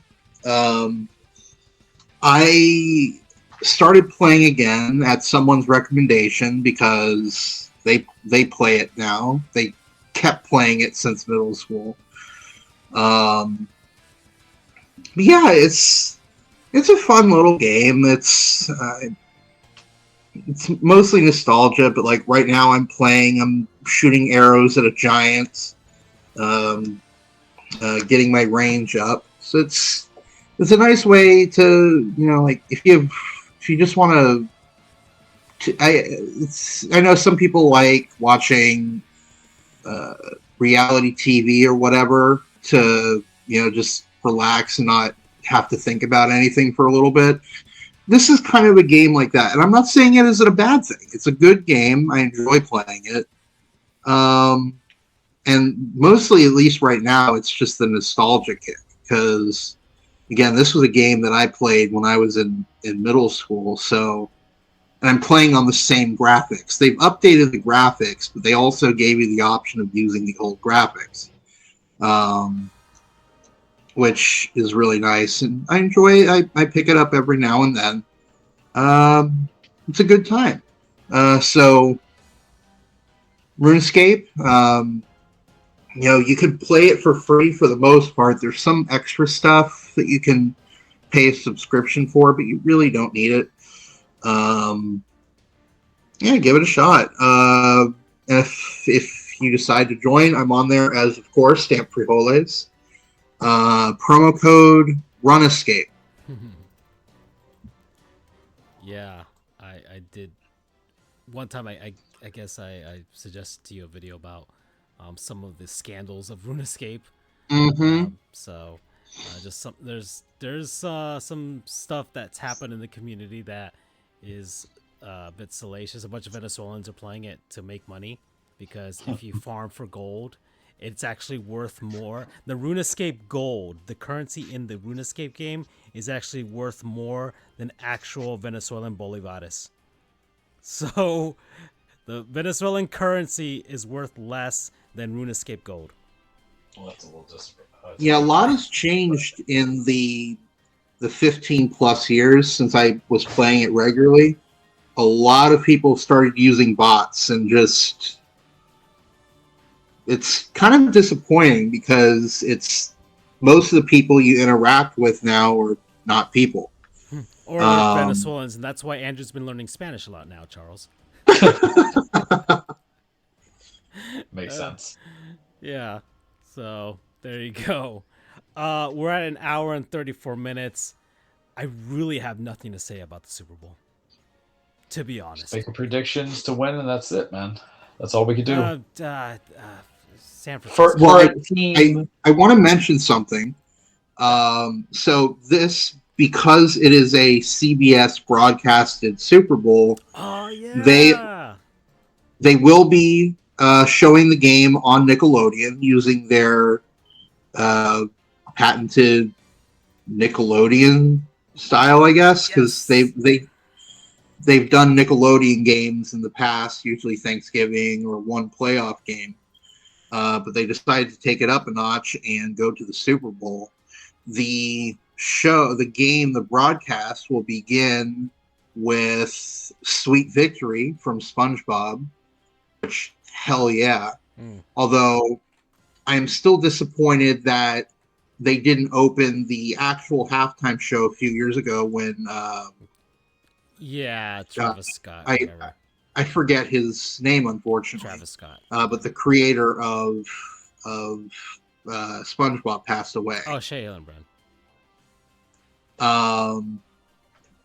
So they teased it, but didn't follow through, which was such a tease. I think that made people more mad than if they had just not done anything. So I've got here on Awful Announcing here. This is the SpongeBob crew that will be doing the Super Bowl this year. Let's see. They say it's going to blow everybody away, so we're gonna see what exactly that entails. But let's see who's the crew here. So SpongeBob and Patrick will be part of the commentary, alongside Noah Eagle and Nate Burleson. Okay, and there will also be Sandy Cheeks will be a silent reporter, and Larry the Lobster will be talking to players on the field. I don't even know how that's gonna work. but that is what's going to be happening. And I will be going to my sister's place to see the Super Bowl. Mhm. So I need to keep in mind that that's going to be happening on Nickelodeon, so I can kind of tell her like, hey, just pop on Nickelodeon real quick. Now, would it be Nickelodeon or Paramount Plus? Is my big question. I think Probably, it's actual they say Nickelodeon. Nickelodeon. Yeah. So, Okay.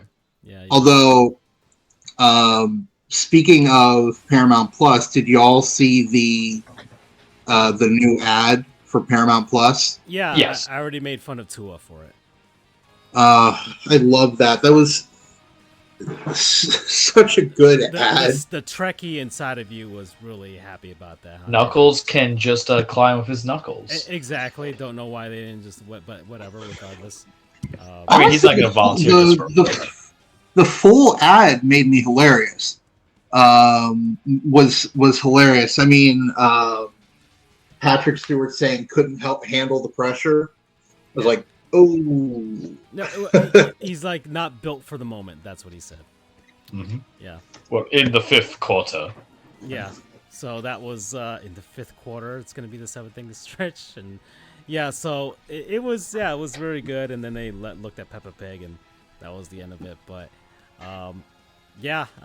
they supposedly they're gonna have preview of the Knuckles show, or at least like a commercial for it. So I want to see that because we're gonna run up to Sonic 3, everybody. So awesome. Is that actually going to be a movie or? They're doing a Knuckles TV show on Paramount Plus to lead into Sonic 3. Sonic 3. Yeah. So I am super excited. Were Sonic 1 and 2 any good? I didn't see 2. I liked 1. I've seen both. Yeah. Sonic 1, given the fact that they had to completely redo a lot of stuff, they pulled it off in not horrible video game movie fashion. Sonic 2 was everything that I ever wanted as a child in 1994. Mm-hmm. And Sonic 3 is going to be everything that I ever wanted as a child in 2001. So, yeah. Sonic 1 was better than Mario movie. To give you some insight. It just didn't make the same amount of money. Yeah. Sonic, the Mario movie, I mean, it's a marketing tool. It had its purpose. It did what it needed to do. But regardless, as a Sonic fan, I of course loved it because they actually did justice to the character and the entire setup of Sonic 3 and the setup now to Sonic Adventure 2. So somebody in Hollywood is actually giving a shit 7 about this franchise. So that's which is more than we can say for actual Sega at times. So there we go. And we're getting Sonic Generations plus Shadow, so that you guys can play it as well, which I highly recommend as another thing in the run up to Sonic 3. So there we go. Yeah. Aside from that, Super Bowl, I 49ers, I guess, for me.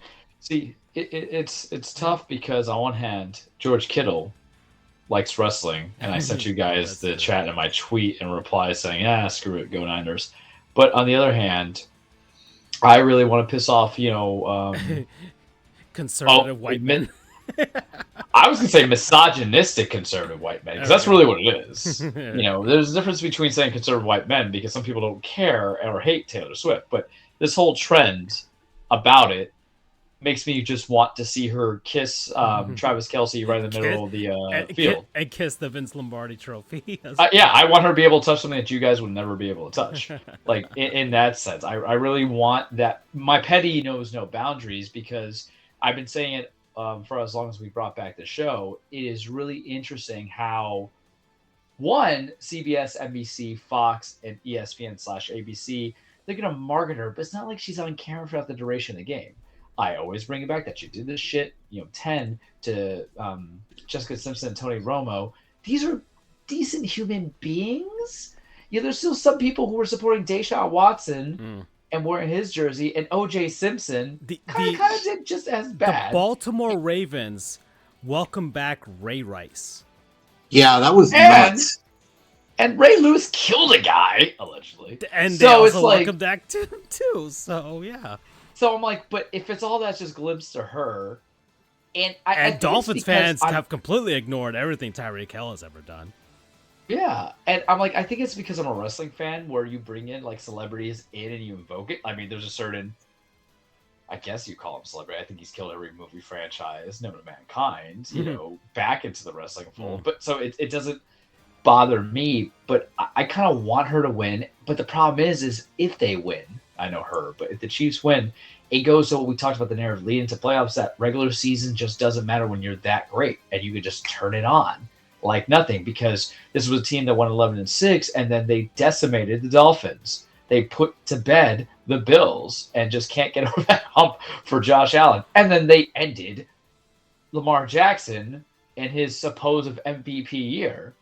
So it's like, but then there's the other side of me that says, well, if the Niners win, then everybody's going to think that we shouldn't draft first and second round QBs, because if the Niners won with a 7th round pick, then we can do it too, which is just the worst mindset that you can think of, I think, in building a team. I just don't know, but I have that feeling.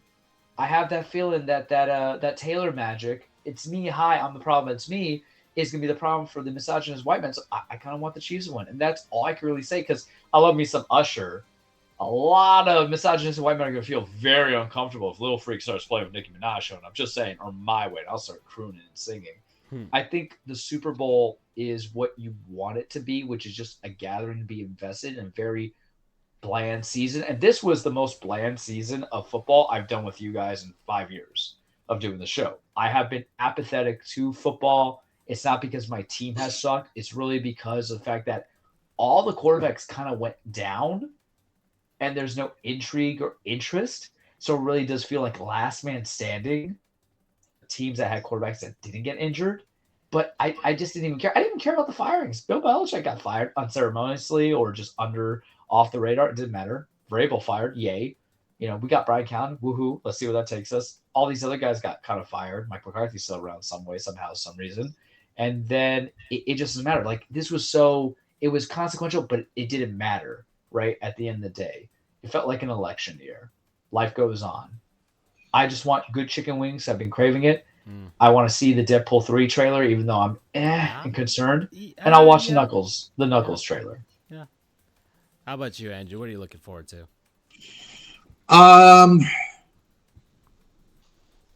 Well, obviously the ads. The ads are really my favorite part, unless the game gets exciting towards the end. You know what ruins the ads things now? They release them like a week before. I know. If you don't watch it, it's not a problem. Yeah, but then like I'm watching YouTube and suddenly like a brand. That's how I saw the freaking Paramount Plus ad. Was a YouTube ad that just popped up, and I'm like, oh, this is funny. And then I read the article. It's like, oh, this is supposed to be a Super Bowl ad. I'm like, what the fuck? You ruined it for me. Yeah, that was 8. That was the exciting part of the ads, because you never knew what was going to happen next. I mean, look, the whole Old Spice campaign that started as a Super Bowl ad. You kind of lose that bit of surprise because they're not publishing in advance, and I get why some of them do it. They publish a full version, so they don't have to pay the full minute price. True. And then some companies, they just don't want to pay that money, period. So they just they just do it on the side, so they don't even have to pay I read somewhere that a 30-second ad for this one is $7 million. Yeah. Yeah, and then they can just be like, oh, this is our Super Bowl ad, and nobody would know if it ever showed up or not, you know? Doritos had the good stuff, too, aside from the Old Spice and a few ones. It beats out having to do with, like, Ford and Dodge and everything like that, where they're their cars being the advertisement. I think the movie companies do it probably the best because they wait until the actual game is broadcast, especially if it's from, like Paramount's got a bunch of stuff lined up because that's their entire movie lineup for the year, Yeah. I will say the team that I would like to win is the 49ers. And let me explain why. It has nothing, absolutely nothing to do with Taylor Swift. Well, actually, no, Andrew. We need you to piss off the Swifties so we can get the numbers up. No. You don't want to fight that man. Trust me. No. Let's hit into that. Absolutely not. I'm not in the position or of the mindset to make anyone angry just for clicks. I'm not Stephen A. Smith or Skip Bayless. But we actually support women here and the choice of music. The opposite happened with Colin Cowherd. He's got a bunch of Swiftie Sims calling him a silver fox and everything after his rant. Look, no one ever said Colin Cowherd was a dumb man, Oh, the man knows exactly how to get the clicks. So my reason for wanting the Niners to win is purely and simply, unless it's my team, I really do not like dynasties. I like there to be a little bit of variety in my professional sport champions, or really sport champions in general. That's why I was not overly enthused with the Patriots and not overly enthused with Alabama and not overly enthused with Georgia in recent years. Just like my variety. The exception being if it's UCF, Tampa Bay, or Orlando. If it's a team that I support, then hell yeah, dynasty all the way. And yes, I know that's hypocritical, but I don't care. I don't think that's hypocritical. I think that's every rational fan, right? We hate dynasties unless it's our team. Indeed. Right. And all three people here in this combo have had some equivalent of a dynasty in some way, shape, or form. Yeah, and that's actually been an interesting question. Or I'll save that for another episode. But so anyway, the Chiefs, they've won 2 Super Bowls over the course of 5 seasons now? Or they could be going for 3 for 5. Yeah, I think they're going for 3 for 5 here. No, I think it's they've only lost once. And that was to Tom Brady and the Buccaneers. And then they didn't make it to the they didn't make Rams, it when Burrow and the Rams won. Yeah, right. I mean, I would, regardless of how this game goes, I'd already consider them a dynasty. Going 4 times in 5 years, winning 2 of them. Hold on. Sorry, Andrew. I think I get you, but that was a debate that was going on amongst the sports Twitter thing as to what exactly is a dynasty nowadays, right? Because finals appearances with wins. Okay, so would you count? So that would count like the Houston Astros then, because they've got. It would count the Astros. It would not the Dodgers because they won. It would count the Heat, in the LeBron era. 1-2, lost 2. So the Chicago Blackhawks, the San Francisco Giants. At least 2 championship titles and at least 3, 4, 5 appearances. Okay. All right. I know the standards have lowered now because there's a lot more parity amongst all the leagues now, right? Allegedly. Correct. The big thing that's changed is, so as someone pointed out, is salary caps. Let's say the Montreal Canadiens, they were in the original 6. They won most of their championships when there were only 6 teams, or even some of them that they got in the 60s. They still won 9 championships after the expansion, but they haven't won since the introduction. 93. Yeah, the introduction of the Ducks and the Panthers, actually, and with the doing away of the Wales Conference and the Campbell Conference as well. I'm not taking anything away from the Canadians in their history.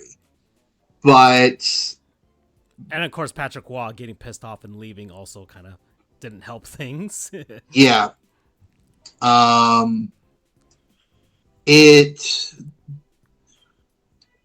the definition of a dynasty has had to change because the way that rosters are created has changed. Okay.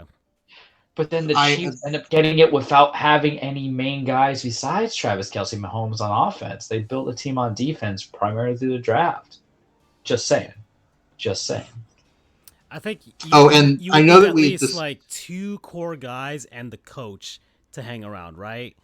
So like, yeah, the Chiefs with Reed and Mahomes. They also have Chris and Jones Kelce. on defense. We're not going to disrespect his name. Okay. Either. And then the Blackhawks had, of course, Taze and Kane and Quenville. The Giants had Bochy and Posey and Bumgarner, Sandoval.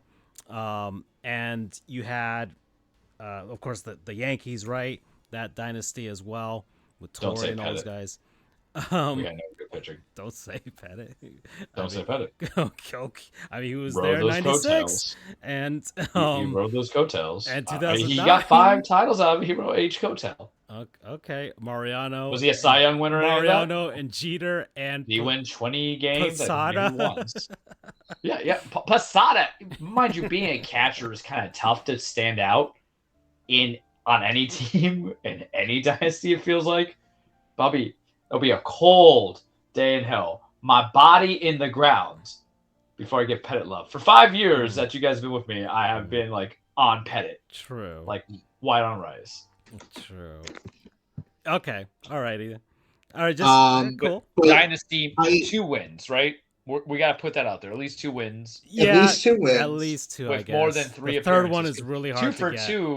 2 for 2 doesn't count, right? I need multiple appearances. I'll take a minimum of 2 wins and 3 appearances in a final. So 2 and 3 appearances then. So like the Blue Jays of '93 and '92 wouldn't count. Yeah. But you brought up for Houston as a good example. Okay, Houston and so like if who's been in the Dodgers would have to win a second one then, right? I think their time has faded up. Okay. Yeah, we'll see what happens. I mean, they've put because a there's nobody really on that team that was their OGs except for Kershaw. If you're talking about at least having a face of the franchise, it's just Kershaw because all the OG guys since. I mean, Mookie was on the 2020 team, so.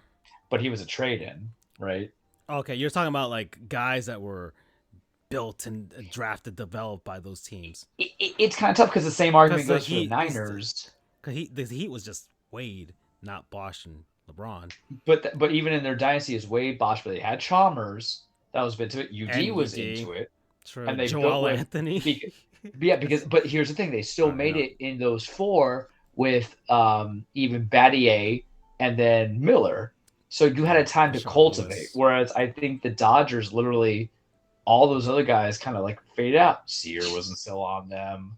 A few of the other guys weren't there. I mean, it's tough. You can't hate the consistency of team, but to go to Andrew's point, and I'm going to shift it to him, pivot him. Would you call it a dynasty if there was no Stamkos and all those other guys? Right? If you put it into a longer longevity of 6-7 years? Yeah, because then you get into like the San Antonio Spurs argument where those guys stayed for a long, long time. And then you just had Pop and Tim, and David Robinson got old and retired. And then you got Manu and Tony Parker. The Penguins had their 09 one, and that was Fleury, Sid, and Malkin. Then their 15 and 16 ones was also with them, but like Fleury was kind of on the way out because Murphy was replacing him in that run. So it's the hard argument goes when you mention the Spurs is that that's like a 7-year separation between them. But that's what I'm talking about. Then it changed from being dynasty to best coach of all time kind of gig, right? I don't. Yeah, but even then, I'm just saying the same core of guys are still there. So it's kind of like we'll call the core at least needing 1 or 2 guys. But hockey's a different game that I can't speak on.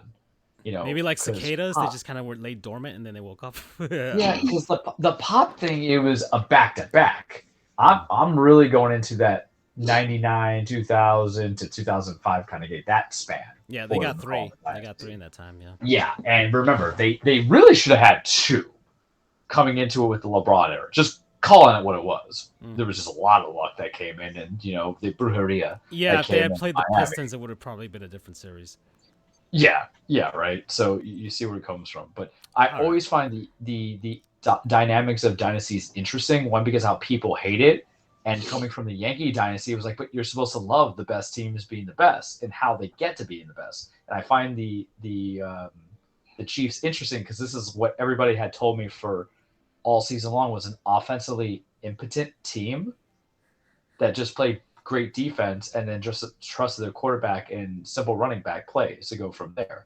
And so I think you should love and want them to win because it's done in a different fashion. And it's very similar to me from, I guess, the common comparison, and this is going to be, everybody's going to hate my ass, 11 or 10 for it, is the Brady Rams Super Bowl where they just won like 13-3 and Tom Brady looked awful, right? It's a different kind of gig, and that's where you just kind of transcend the best player and the best coach, and that's what really encapsulates a dynasty at that point. Any more thoughts, Andrew? Well, I would add, for the just kind of general discourse of dynasties, regardless of era, I would say it's generally agreed that the big red machine, the Cincinnati Reds from the 70s, he had Johnny Bench, Joe Morgan, Pete Rose. They only won 2 championships, and I don't even think that they went to. They went to like 4 World Series in that time frame, though. I see. They lost to the Yankees in '77. So they won 4 pennants, 2 World Series. Yeah, there you go. So, like, I know some people, and Charles, I am gonna call you out on this because you did tell me it had to be 3 and 5 years a few months ago. But what was the Reds? Because I don't know the Reds like that. And that was in the 70s, different era. Right. But I would. They're certainly a dynasty for sure. The Big Red Machine. Oh, Ken Griffey as well. And so yeah, I think even back then it was two wins, 4 appearances. That would certainly be a dynasty. That would definitely be a dynasty today. That kind of consistency under one core. And you were right. I would say the big 2 would be Stamkos, Hedman. They were certainly, but I would also add in recent years Kucherov and Vasilevsky. Like the 4 of them are like. I think that's John Cooper is due too, because I think you need a dynasty with because once again you need the coach. Yeah. You rarely have a dynasty that changes coaches. I guess the Cowboys in the 90s did that because they fired Jimmy Johnson. Well, the Niners as well, because Walsh stepped down and they had the other guy who came up. Yeah. I'm going to say. Yeah. But yeah, John Cooper for sure. The dude is a legend already in Tampa. I don't think George Seifert. I don't think he has to buy a beer in Tampa Bay for the rest of his life. But I'm pretty sure I told you guys this before, but he's a lawyer. Mm-hmm. He used to be a lawyer. It consistently gives me hope that even though I am going to be a lawyer very soon, I can still have fun with my life. As I wrote to you guys that I did my CLE, and the last one for the Florida bar's mandatory CLE about legal professionalism is just this old guy just basically telling you not to blow your brains out. Yeah, and then we won't say graphically. We won't say graphically what I put in the chat because people will put me under a Baker Act. I would just say that I was skilled in multiple things in life before I became a lawyer, and I'll be okay whatever I And choose to do. y'all see all the side content that I do, so Yeah. including this show. So Yeah. we are at 2 hours and 1 minute. I just wanted to talk about, just a quick blurb. The Serie del Caribe has been here in Miami. It's actually it's been pretty fun. Pretty fun. They had a sellout with one of the games there. I think it was it Puerto Rico, Venezuela, or Dominican Republic and Venezuela. One of those games. But either way, some matchup of Puerto Ricans, Dominicans, and Venezuelans. They got 30,000 plus at Lone Depot Park. So it's been pretty nice. Nicaragua's played as well. They've had a couple good games, but it's really nice to see. I hope the Marlins keep hosting that competition. They're also bidding for the World Baseball Classic as well. Which I'm fine with them hosting. Kind of. I really want there to be at the Trop.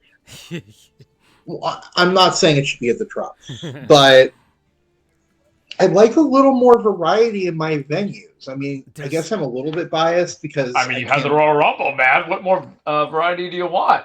No, he's talking about the World Baseball Classic itself. Yeah. But there's only so many stadiums available in March-ish, February, March, that are like Houston, Texas, just the dome stadiums, Houston, Texas, Milwaukee. They've never been to Houston, so go to Houston. Go to Milwaukee in February.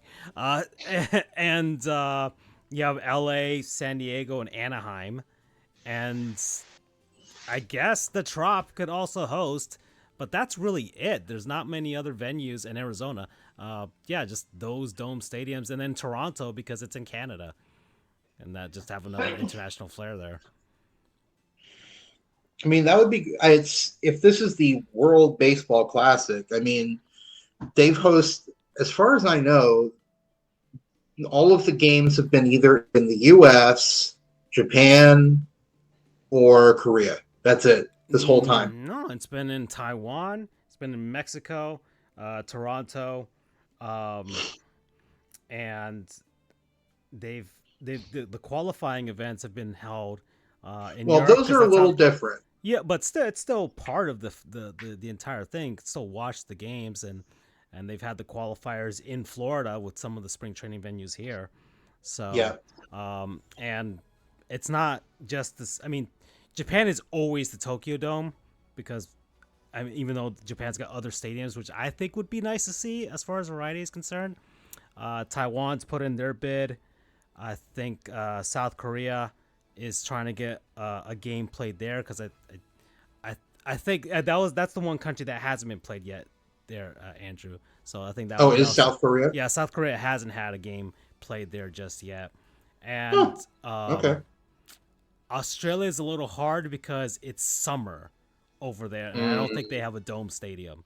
So that wouldn't really work out around that time. But anyways, it's really nice to see down here, and it kind of gives you hope that if the Marlins ever got good and changed their whole entire branding, maybe. Well, it wouldn't. It's not just that. You have to keep a core, for God's sake. Well, although that conversation is going to take forever. I think you said that on Twitter. I've said a lot of things on Twitter today. Anyways, but as far as somebody saying stuff right now, let's get to the cage because I'm sure there's a bunch of wrestling stuff. Oh yeah, that's right. I forgot about the cage. A while. So Charles, let's head on over. All right, welcome everybody to your weekly Truplex, a cage with Charles. Remember and reminder, disclaimer: wrestling is not fake; it's scripted. It's a stage fight. It's a song and dance. It's poetry and motion. It's about men and women being the holy hell of each other, chasing championships, establishing legacies, giving that good old soap opera drama, and sometimes drama be real, boys. And I want more to speak about here on the cage because I've been telling you guys for like 2 weeks.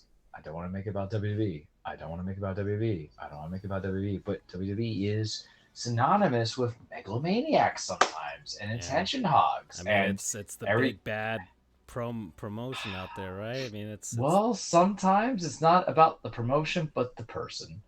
And when I want to talk about AEW or New Japan or TNA, can't really talk about Ring of Honor these days because it is part of AEW, right?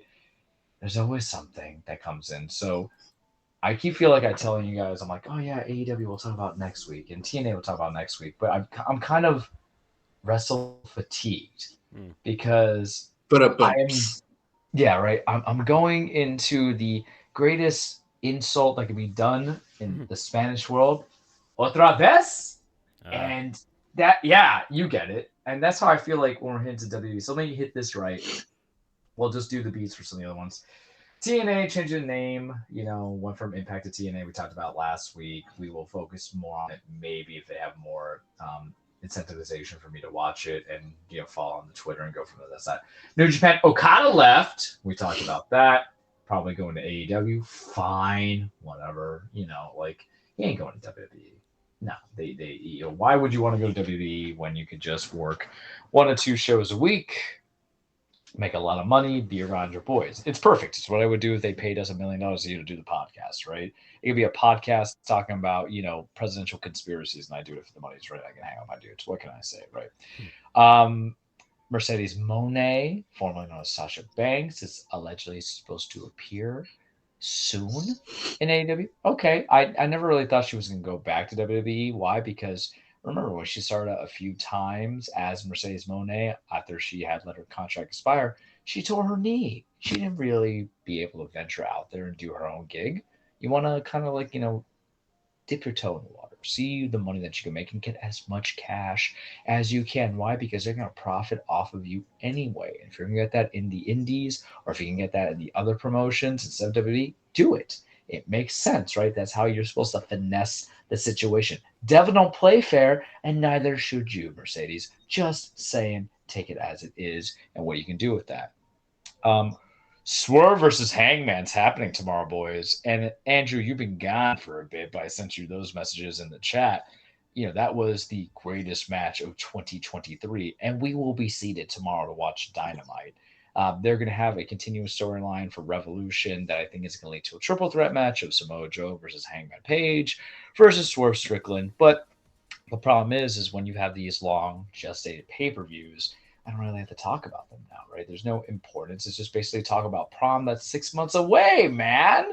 We're in February. What do I need to talk about the end of the school year, prom, kids? No, this ain't a wacky 80s movie. So we'll pass on it for now. Let's just get the elephant in the room, talk about it, go from there. I hate the WWE. That's how I'm just going to say it. It creates so much toxicity in myself. It creates toxicity in Twitter. And what's funny is before I started the show, I didn't really care about Twitter. I had it, or X, whatever you want to call it, and I didn't utilize it that much, but I find it to be a good absorption of my time when it's slow at work and it's a time killer, whether it be if I'm following Sam Lake, follow us on the Twitter. Remedy Games, follow us on the Twitter. Just saying, we love you. I was playing Alan Wake 2 earlier just to get some trophies. That's me pimping it out, shilling ourselves, right? That's the appropriate word.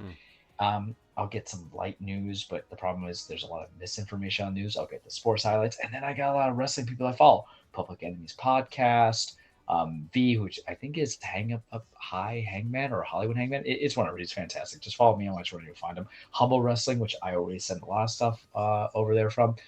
But then you got a lot of people, a lot of opinions. And Andrew, your boy is post-wrestling exhaustion from the Royal Rumble going to Tropicana. I did not catch tetanus. I got the feels of annoyance as Cody Rhodes won the Royal Rumble. And I think there's a lot of people who felt very frustrated last Friday as I'm chewing down on some Frankenstein-flavored wings, double fried, hot garlic from Castaways. And I'm seeing on my phone, because I'm expecting Cody and Roman to interact, and I see and I hear that if you smell The Rock coming in with his eyebrows staring down Roman, where Cody looks dead on the inside, doing the handshake, and basically, and I don't know if it's kayfabe. I don't know if it's a work. I don't know if it's a shoot of Cody walking out, giving the idea that he's just going to not finish the story and acquiesce to Rock versus Roman, which no one asked for, and give us Seth versus Cody, which I'm like, I didn't even care for. And I don't know. And that's what I love about wrestling. because Tony and I, we've been BSing with each other. Derek and I, we've been BSing with each other. That this is the most interesting that WWE has been in the last 3 weeks or 4 weeks.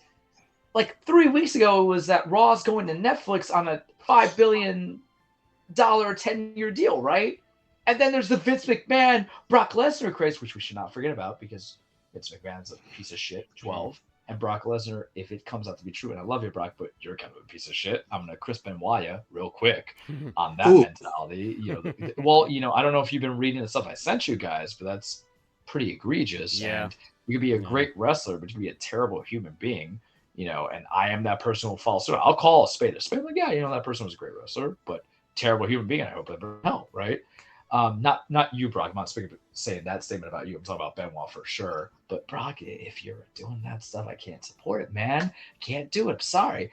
And then it turns into the fact that Dwayne The Rock Johnson, who became a board director at TKO, and look, I've had board directors that just do it in namesake. They're weekend warriors, but I guess he had that influence, and there's some rumors coming out. And this is the problem with Twitter. It's a misinformation, right? This is literally like 1920s when someone goes, says, "Oh no, you got the cholera? Just drink some whiskey. It'll cure in a heartbeat," and people will do it. Or just drink ivermectin. That sounds familiar, right? This is kind of what it feels like in the wrestling days. Oh, you got the Rona? Just take the ivermectin, the horse stuff. It'll cure in a heartbeat. Not necessarily true, but that's what it feels like. And there's so much misinformation out there that part of Rock's deal was that he has the main event WrestleMania with Roman in Philly and then get some proceeds out. I'm like, this is exhausting because I feel like, to me, Rock's not an attraction. And I know you guys would be like, what? But he's 51 years old. Hasn't had a match technically since, I guess, 2016 when he pinned Rowan at WrestleMania 4 seconds. But it was a little quick appearance where it was a full wrestling match. I have really no incentivization to see him versus Roman, as does no other people. I really didn't need to see Roman versus Cody because we would have solved this problem if we just had Cody beat Roman in WrestleMania last year, the first time they met. Very much how you didn't need 7 sequels of Rocky or 6 sequels of Rocky and then the Creed movies that came in, right? If you just had Rocky beat Apollo. Rip Carl Weathers. There is no tomorrow. And then, Dylan, you son of a bitch. And I'm quoting it. R.I.P. Carl Weathers, by the way. Yeah. R.I.P. Carl Weathers. Yeah, exactly. R.I.P. Fantastic. If he was in The Mandalorian for all you Star Wars nerds, I think that's a good show. It's not. Or Happy Gilmore. Happy Gilmore. Yeah. Yeah. I love as well. Yeah. Just so much good stuff. Fantastic. And I always watch Rocky, either on 4th of July or, just anytime that's on out, or they'll do it twice on 4th of July or then another month. And I always do cry. I always have a tear to shed. And now I shed the real manly tears. But point being is we get Rock and he's not a draw to me. I didn't really care about The Rock when I was a young kid growing up. I think he only got most over for me. And this is just for me. When he was going against Mick Foley, when he was Mankind, and then some of the stuff that he was doing with Triple H for the IC title. Austin just kind of handed him his ass, 13, for 2 consecutive WrestleManias, and then he finally beat him on the 3rd one before he called it quits. He has an aura, he has a draw, and I don't know the guy personally, so I'm really not gonna attack him the way that wrestling Twitter has, but there's a sense of I don't want to say inauthentic. It feels wrong. I do follow him on Twitter. He helped me through law school and I had the rock alarm as the motivation. But it feels like he's just kind of shilling me that everything is a brand and everything is a product and everything has to be so of high importance where he can't even treat it as a spectacle. And would I want to see Rock versus Roman? Sure.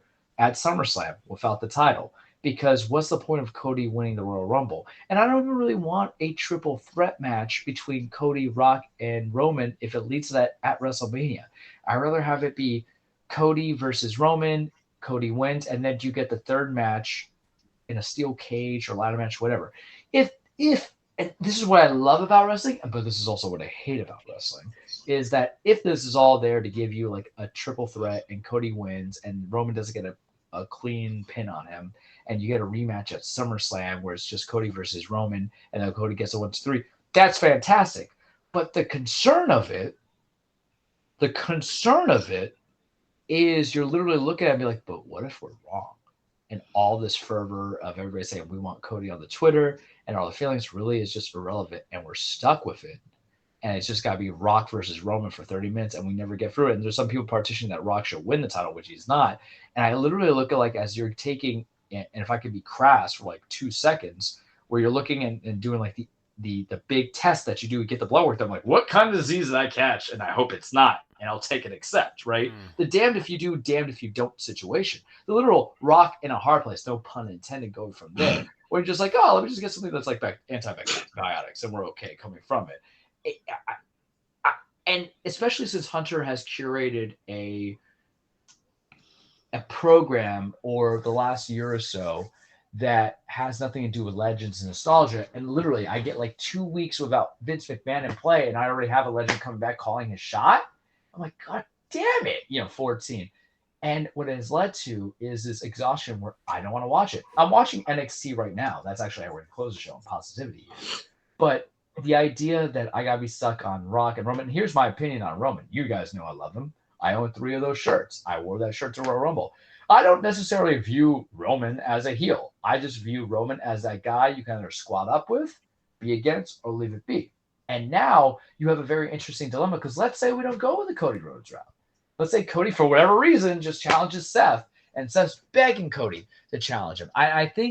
Do I think it's a work? Yeah, sure. Because wrestling is a carny, and you have to have them suspend disbelief, and you have to have an investment into it, because that's what matters. But I've also been spurned by Vince McMahon in the past, so forgive me if I'm a little, traumatized from all of this. I give you numerous instances of it. Like, I'm getting out right now, just think about it, getting the flashback of things coming to. For every Kofi Mania is Kofi losing to Brock in like 10 seconds, guys. Not fair, not right, I hate it. Or Brock winning the Royal Rumble a couple of years back. Don't need that ish happening in my viewership. I need that to be gone. But what is the interesting effect if you have Rock versus Roman at Mania? You got to cheer for Roman, right? The guy who's been a heel for 4 years, Andrew, who, even though he's now back on the show after some time being gone, will put in chat, I'm just sick of Roman. It's every match. Why do you love him? Everyone interferes. He doesn't win clean. Do you want Dwayne The Rock Johnson to be the guy after almost 4 years to beat this man?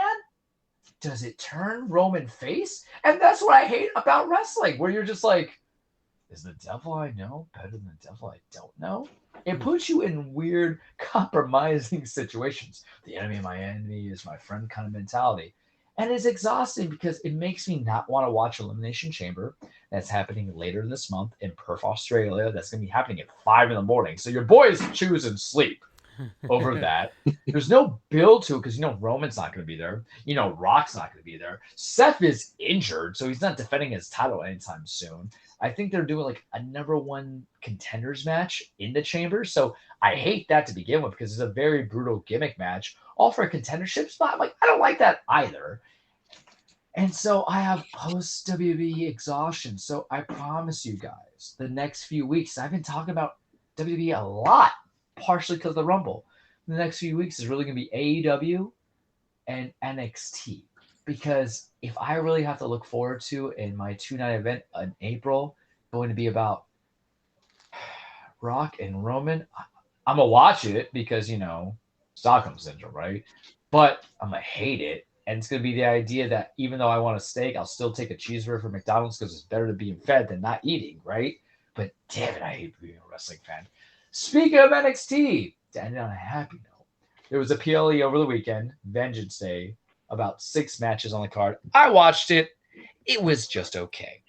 However, the match I'm going to hype on, because I won't go through. I was almost right about everything. That's all you need to know. Obafemi retained. The Valkyria retained. The family won their 6-person tag match, mixed gender. Baron Corbin and Braun Baker won. Charles was right about a lot of stuff. The main event of Ilya Dragunov and Trick Williams, as Humble said, it was the best match of WWE in the year, which has only been 1 month in, but it was the best match of the year. I loved it. I watched it actually last night to finish it through and see it through, and it was like 4.5. Dragunov, who y'all boys know I love, that mad Russian, the Tsar, the NXT champion, going against Trick Daddy, Trick Williams, who used to be boys of Hayes, Carmelo Hayes, and remember, Trick was hurt. They were supposed to have a match. There was an attack. Things happened. There's suspicion about Carmelo Hayes being the guy that's done. Well, let me just talk to you about the basics. So I won't steal time. Match was great. Good storytelling.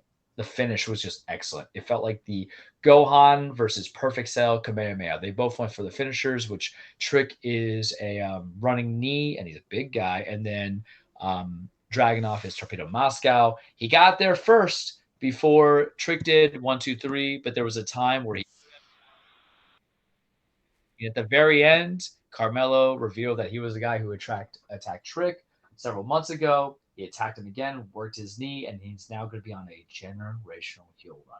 The match was just solid. It was consistent. It brought good joy to my heart, knowing that I at least have something to look forward to when we get Trick versus Mello at Stand Deliver, or possibly Trick versus Mello versus Hayes sooner or later in a couple of weeks in a triple threat match, knowing that I'm going to be stuck watching Dwayne The Rock Johnson using his affluence, thinking he's best with storyline against Roman Reigns. But, you take the little things in life and you say, hey, I'll eat this cheeseburger even though I want a steak, because what matters in life is being fed. And that's all I'm going to give you guys for the cage this week. Okay. All right. Well, I think that's it for us. So this is a long one because Andrew came back. So, yeah, pretty cool. And I think a return, you would say, right? Yes, a return.